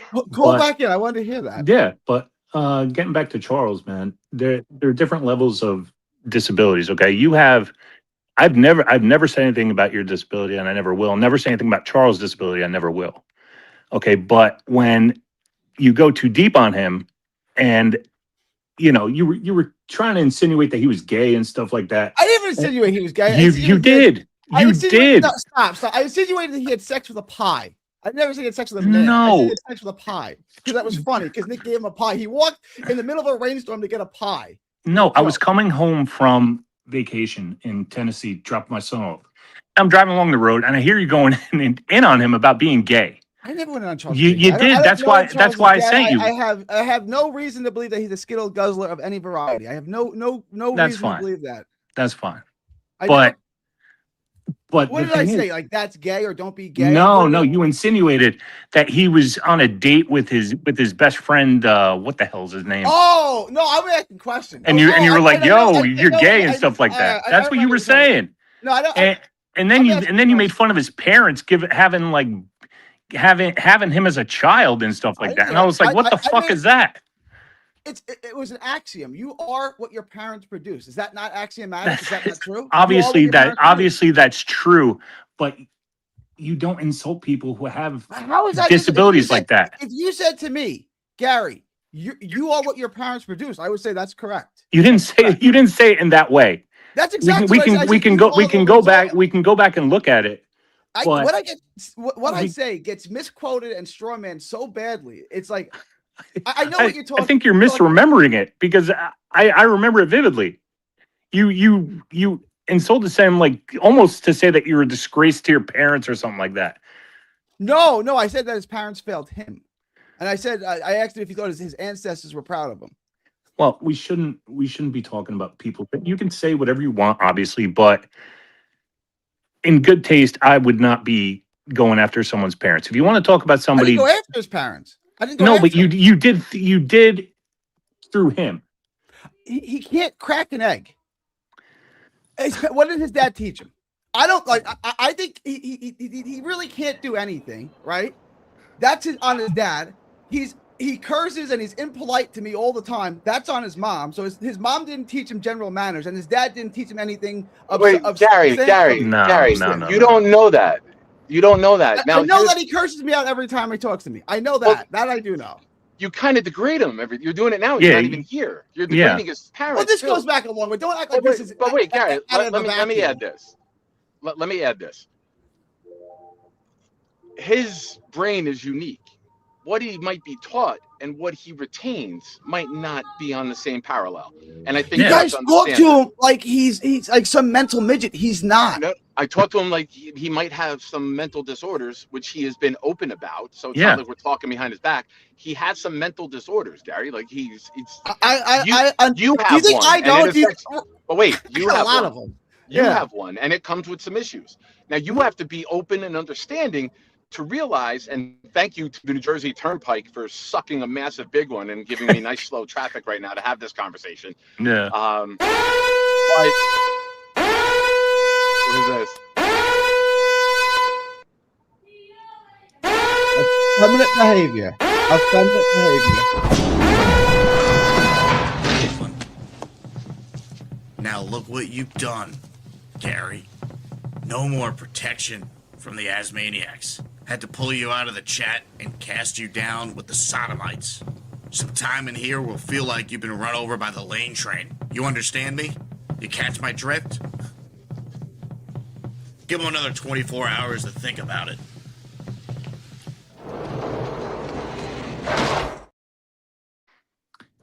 Looking What's good, up, twin. Looking good, bro. Thank you. What are you doing for dinner? I'm heading to Tommy's wake, and it's up in Karlstad. So I was thinking maybe Rutt's Hut afterwards. You available? I can't, brother. I can't today. If you would let me know earlier, I would have made plans. But I can't do it, my man. It all came together last minute. Yeah. Let's it's like everyone was saying, this is all in fun, man. There's real world shit out there that happens, and to be upset about it, I have one thing to say. Neil, the Nick Shine Show will be live at 9 p.m. tonight. I beg you, please call into the show. Right? Yeah, I mean, Let's keep things light here. To me, there's no real. I mean, I understand what he was saying, but there's no real comparison between like a YouTube show to Charlie Kirk being murdered. That's very. It's a very extreme example. It's very extreme with the but that's Gary. Gary's black and white. I know. There's no gray area for Gary. I know it's it. right down the middle with them. I know it. Well, I don't know. That's all I had, man. Like I said, looking good. Rest in peace, Tommy. We miss you, bro, and we love you, man. And give the family love from all of us, man. Everybody. Yes. Please do. I will. Okay. Absolutely. You know that. He smells like shit, takes a big fat dump, and talks like he's a man. Unfortunately, he doesn't know how to take care of women. The show is so great because I don't need to be on it for 30 minutes, and it's just as good as anything I can produce with a great guest or a monologue. Best listeners. The best listeners. Contentious show. Right now in Asmaniac Madness, it is 53-47, Kyle Clifton leading. Ladies and gentlemen, it's been a wild show. For the first time, we get a chance to hear from the man himself.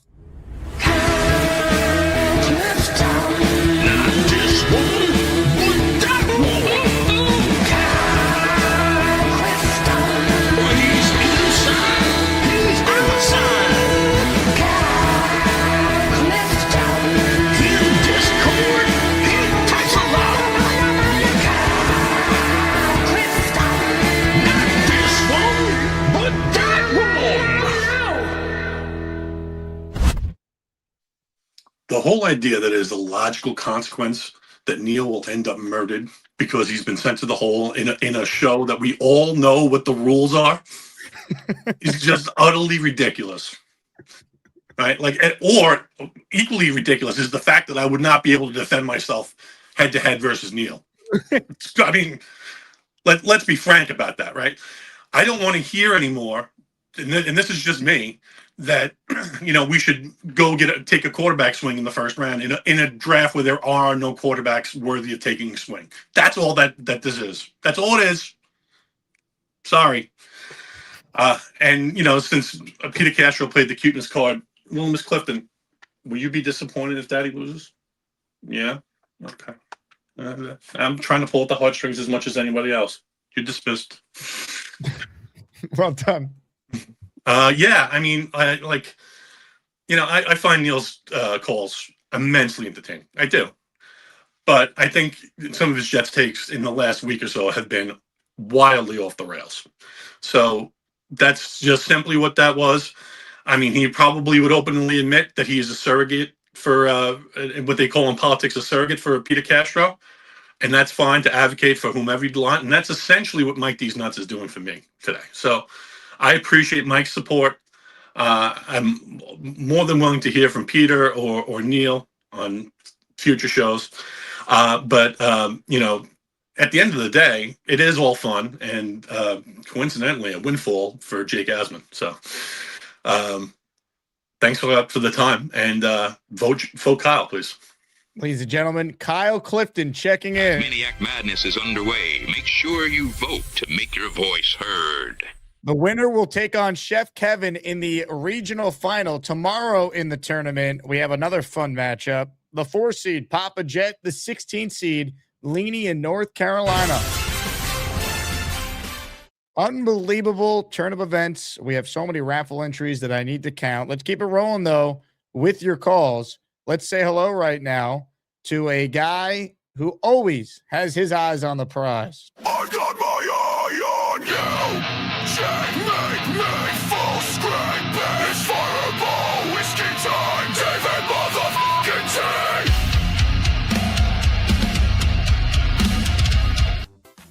Hi, Jake. Hey, David. Such a fascinating show. Doesn't get any better than this. So I can give you my, my draft picks or whatever, but I'm just going to cut to the chase. I voted for Peter, as opposed to Kyle, because and I think Kyle can go on to win the whole thing, but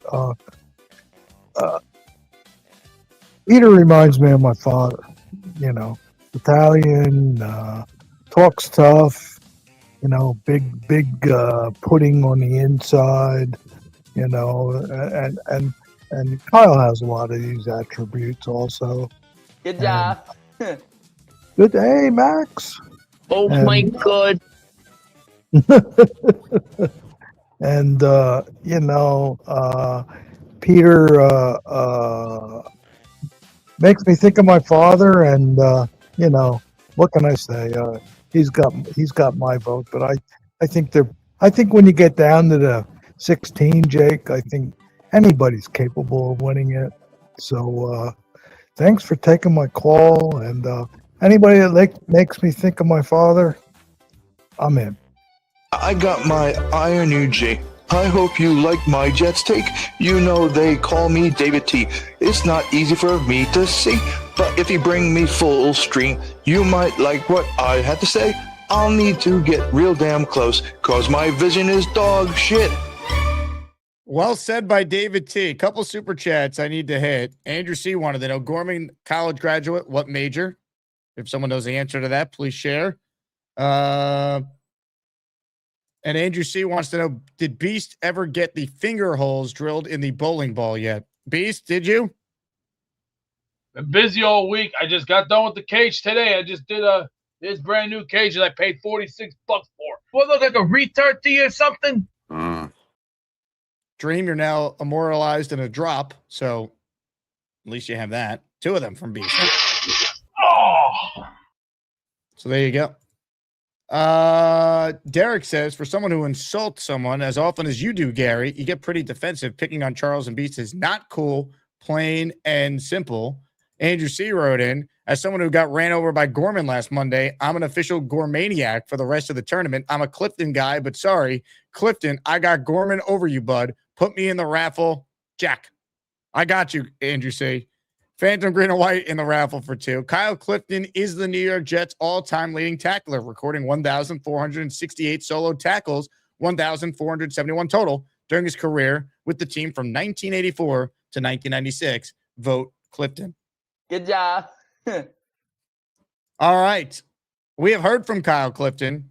We have yet to hear, though, from Peter Castro. That changes right now, ladies and gentlemen. Here to make his pitch to the people, to try and mount the comeback as he trails 53-47 as we've reached the home stretch of the show, is none other than the man himself. Weed, this is for you.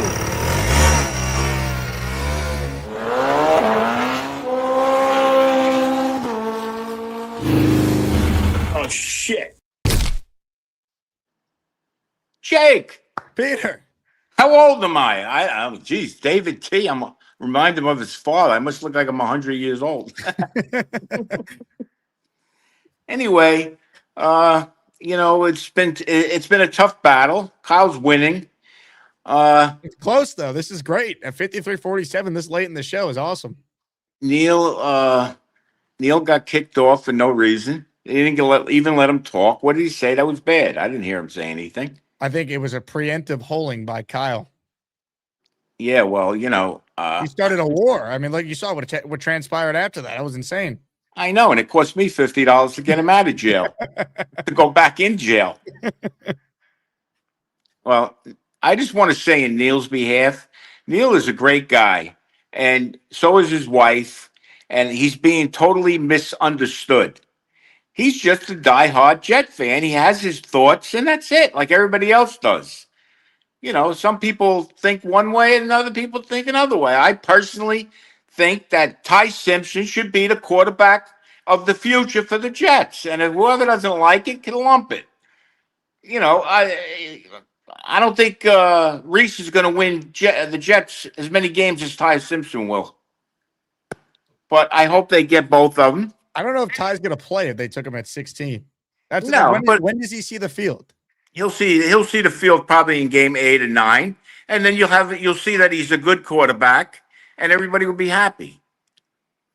Look, if they take him at 16, I hope that exact scenario it plays itself out. Well, I hope so. I hope so, Jake. But it's been a lot of fun. But what are you going to do? You provided a lot of entertainment, Peter. I mean, you and Kyle Clifton has lived up to the hype everyone had this week.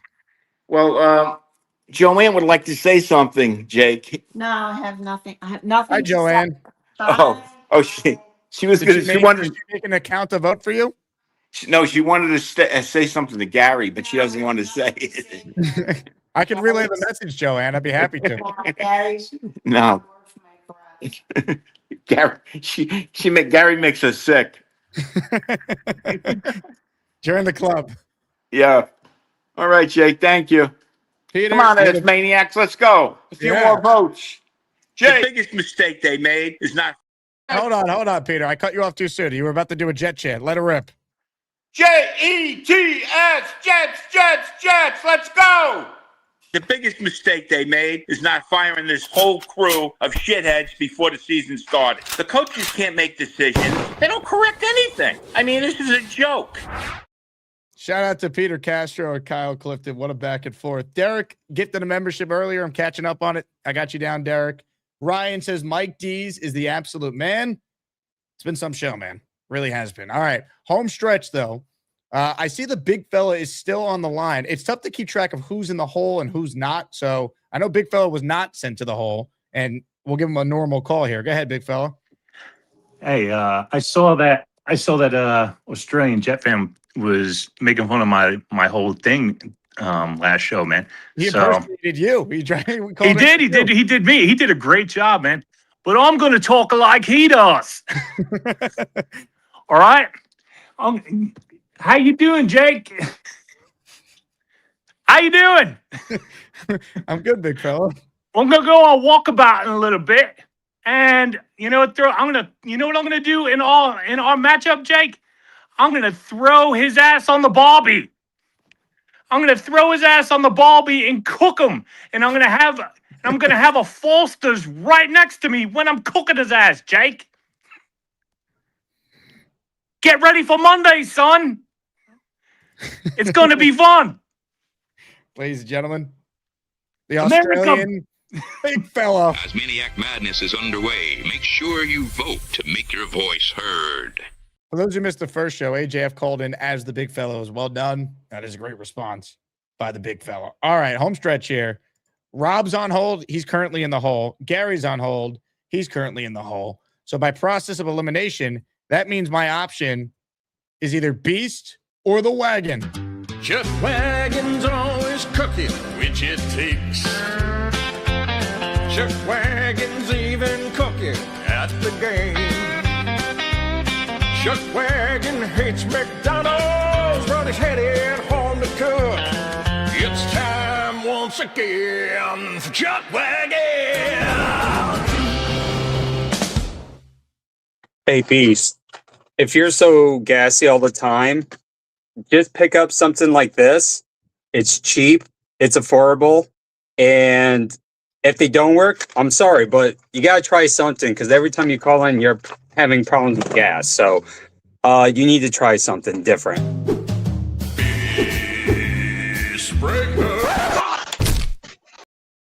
I'll call my one agent and send me some Tums.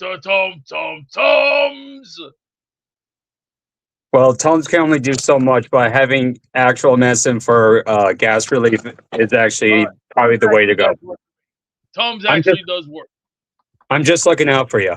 I understand there, Chuck Wagon, and you know, you can actually be one of those bartenders in a salute in one of those cowboy movies, going, "Will be stranger." Should I go and get my cowboy hat? Sure, go ahead. Sure, amigo. Give me a sec.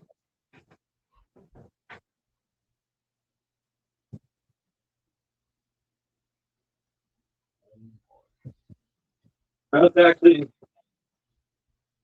more of an Indiana Jones. That is Indiana Jones. Yeah, Indiana Jones. Got this in the Bahamas. Well, you know what hat that is? That's like a 1935 hat that he wore in the Last Crusade when he was leaving the class, and he was saying to the class, he's like, "The word of the day is fact, not truth. If it's truth, now then where do we go from here?" Gary is a cheater, and he's a disgrace to this country. I think somebody should throw him in Iran and let him be the yeah, that's right. What's on your mind, Chuck? Hey, how you doing, Jake? I'm good. I'm well. I had a question for Beast, and you took put him back in the background. So, anyways, it's all good. Was your question that important in the grand scheme of things? Nope. It was a Jets question, but it wasn't that big. I don't mind talking to you. I'm sure it's huge. Let's hear Don't it. let go of the rope. What rope are you talking about? This whole team looks like it's shot to shit. Who the hell do you think you are? I am. 30 seconds on the clock. Who are you taking at 2-16? I want that Love guy from Notre Dame. That kid's a killer. See, picture him as Rocky Balboa, but you can hear Mick going, "Yeah, yeah, you son of a bitch," because Mickey loves you. That's my first pick. Then 16, whatever's out there in that field, get it. Or Then would you keep Reese or trade him? Well, I've been hearing a lot of things about him making a lot of whining and crying. I think it's time to say maybe it's time to move on. You gotta make way for improvement. No crybabies on this team. You don't want a beer? The old saying. Take.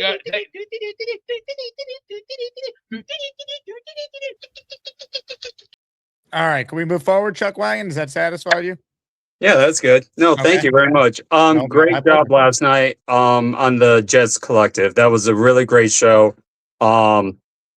Just the three of you all together is really, really good, and I enjoy hearing you guys. It really enlightens my day.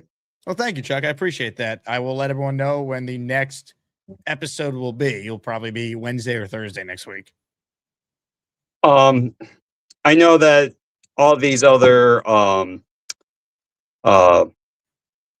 content creators and other analysts are saying, this or that.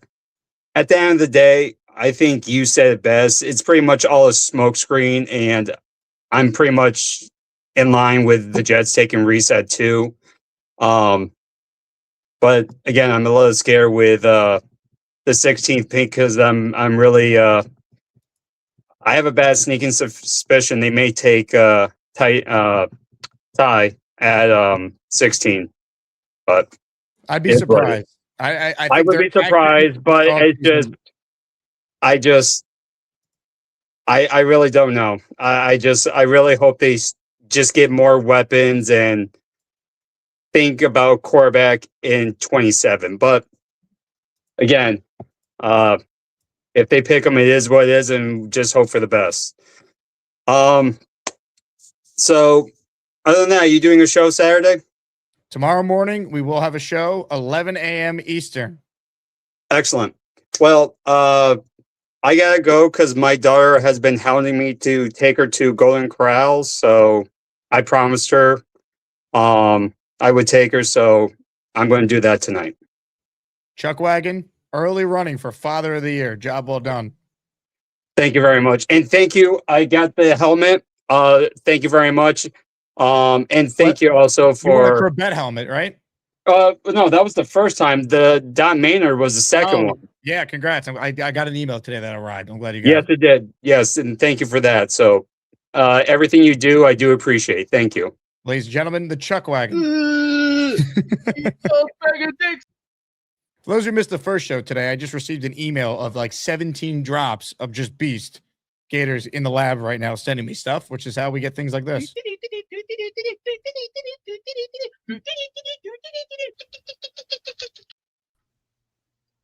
Oh my dear God. Let's go to our feature presentation, back to the Jake Asman Show. Hey, I'm not ready to go back to the Jake Asman Show. I want to know about your gas. Well, it's building up because earlier I just had that big breakfast. That was the only thing I've had, and then my best friends. Very healthy diet. Hey, Twizzlers ain't that bad. Twizzlers is good. It's good to me. It's a good friend. I could have had Twix, but not today. Not today. I got a big salad waiting for me later on that I got from Fairplay. You're not going to have a salad. Come on. Hell, I don't. I picked it up yesterday. You're going to have a salad tonight? Yeah, that's enough for me. No, you're not. Come on. Let's be serious. The hell I ate. I already got it in the fridge waiting for me. And Go get it. Go get your salad. You want to bet on that? Yeah, I'll come back to you. Go get your salad. Right now, we're getting some gabagool. If you really want some gabagool, you got to come get the gabagool. Catch you later. He's a salad for Beast. I mean, this is the most shocking aspect of the show right there. Salad for Beast. Unbelievable. Let me go to the hole real quick. Gary's there. Gary, do you think Beast... Gary's getting up too. Gary, you think Beast is going to have a salad? This might be the best Gary call of the day, folks. He can't respond to any of you. He can't say anything offensive. He can't compare Neil being sent to the hole to Charlie Kirk being assassinated. It's good stuff. All right. Well, I am currently counting the raffle names here. Is Gary back? Gary? Hey, you hear me? I can hear you. I'm in the hole. I can hear you. Yeah. I went to you in the hole. Do you think Beast is actually going to have a salad? I just wanted your quick take on that. Probably. I mean, why wouldn't he have a salad? Well, you said salad, so one, trying to kill him, and two, it's Beast. Do you think he eats salads? Does he look healthy? He probably eats all types of plant food. I would imagine. Well, he just showed that he was having some Twizzlers. I told him a year ago in the ASMANIAC tournament, I said, if you stop eating all plants altogether, no plant products and no artificial products, you'll lose 70 pounds. Did he do it? No, he's continuing to eat salads and other plants. So that's what happens. Pew, pew, pew. Abracadoodle. Thank you very much, Gary. Beast back with us. Beast has a salad in hand. Hello, Beast. For $4, you can't beat that. It says it so. What type of salad is it? Caesar with a little buffalo chicken in it. Oh, look at that. Bino says that you stole that from your mom in the fridge. Is that actually yours? I paid $4 for this. The Dream wants to know any update on your bed bug situation. Terminated immediately. I said terminated immediately. Mike D's Nut says they wrote me off. I didn't write back. They wrote me off. They wrote me off. At least I came back. Bino writes, and one man controls the ASMANIAC tournament. That's One Punch Dave Brigga. So if you're not bringing a strong work history and a verifiable achievements, you got no chance. Hashtag Brigga State, my entry to Brigga. Bino gifting these 2 raffle tickets to Dave Brigga. Speaking of Dave Brigga, there is a lot of hype for his showdown against Gary 3D Boxing, as we all know. In fact, we actually have so much hype surrounding this matchup that there's actual fight posters that are being made for this showdown. I present to you your exclusive look at the Sweet 16 battle we've all been waiting for. Gary 3D Boxing versus One Punch Dave Brigga. This town ain't big enough for the two of us. A battle unlike any other.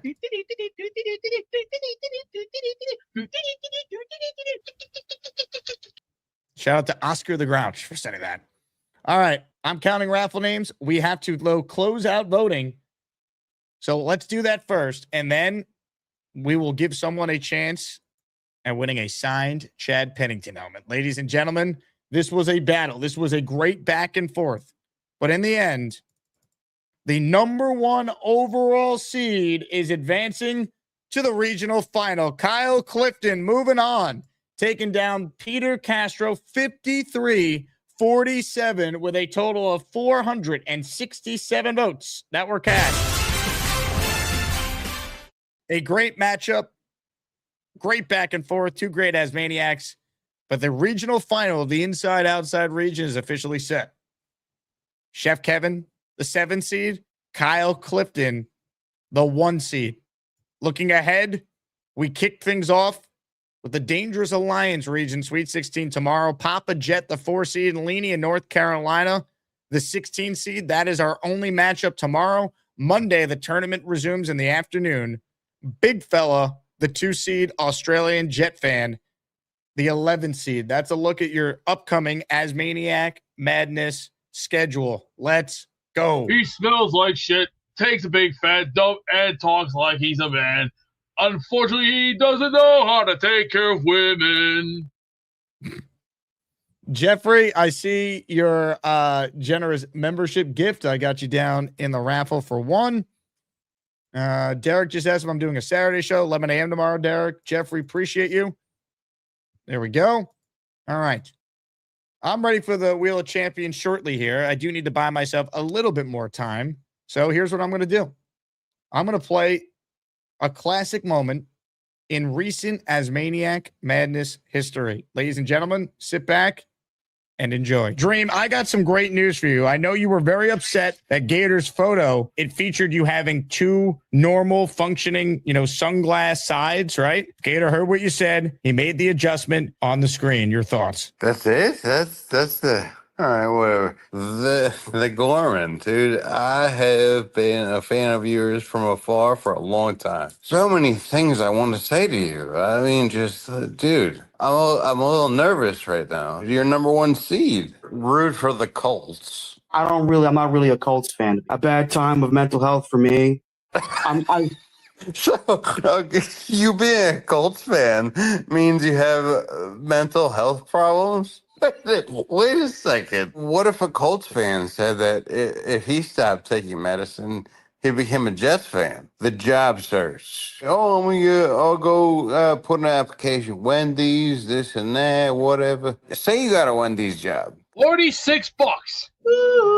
Gorman, where were we? On Stelton Road, there are 3 hotels. Go to any 3 of those hotels and apply, and you'll get a job. You're welcome. Interesting. Hey, we gonna get fucking like a monkey. Dude, we're doing some serious work over here. That might have been one of the most entertaining segments in the history of the show. The Dream versus Gorman. Black Gypsy, job well done. Woo! Unbelievable. Ladies and gentlemen, who's ready for a raffle? I think I am. Is the master of raffle ceremony, though. Is he ready?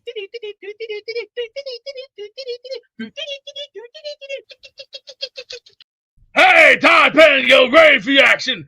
Are we ready for that Wheel of Champions? Hey, man and wife, bring on the wheel. Now, ladies and gentlemen, on this wheel, we can get a winner today. Now, as we all about to say, Todd Pettingill including, we are going to spin a Wheel of Champions and get a winner. Let's go to the wheel.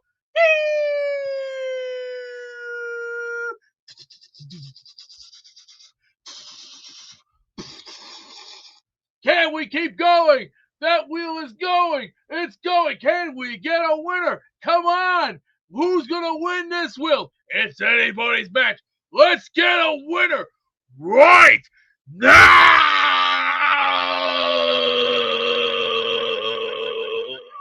It's time to announce the winners of the weekly Asmaniac raffle. Let's spin the Jake Asman Show Wheel of Champions and find out which Asmaniac is winning an epic prize. I dare you to not be entertained by everything that has happened during this show.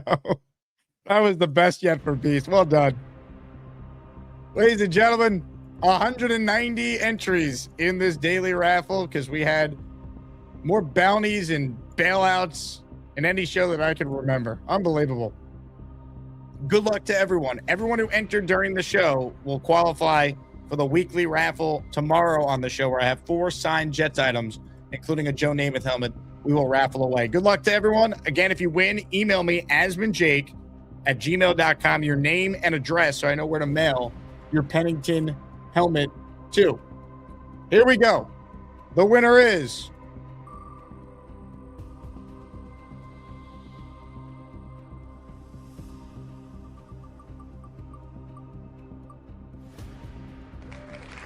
TH3 Entertainment. Wow. In a wheel that had so many people, it is TH3 who ultimately got the prize. He gifted 5 during this show. I believe he had either 5 or 10 on the earlier show. But congrats to TH3. Shoot me an email, TH3, and I'll make sure that we get you your raffle prize. Hit the Jet chant for TH.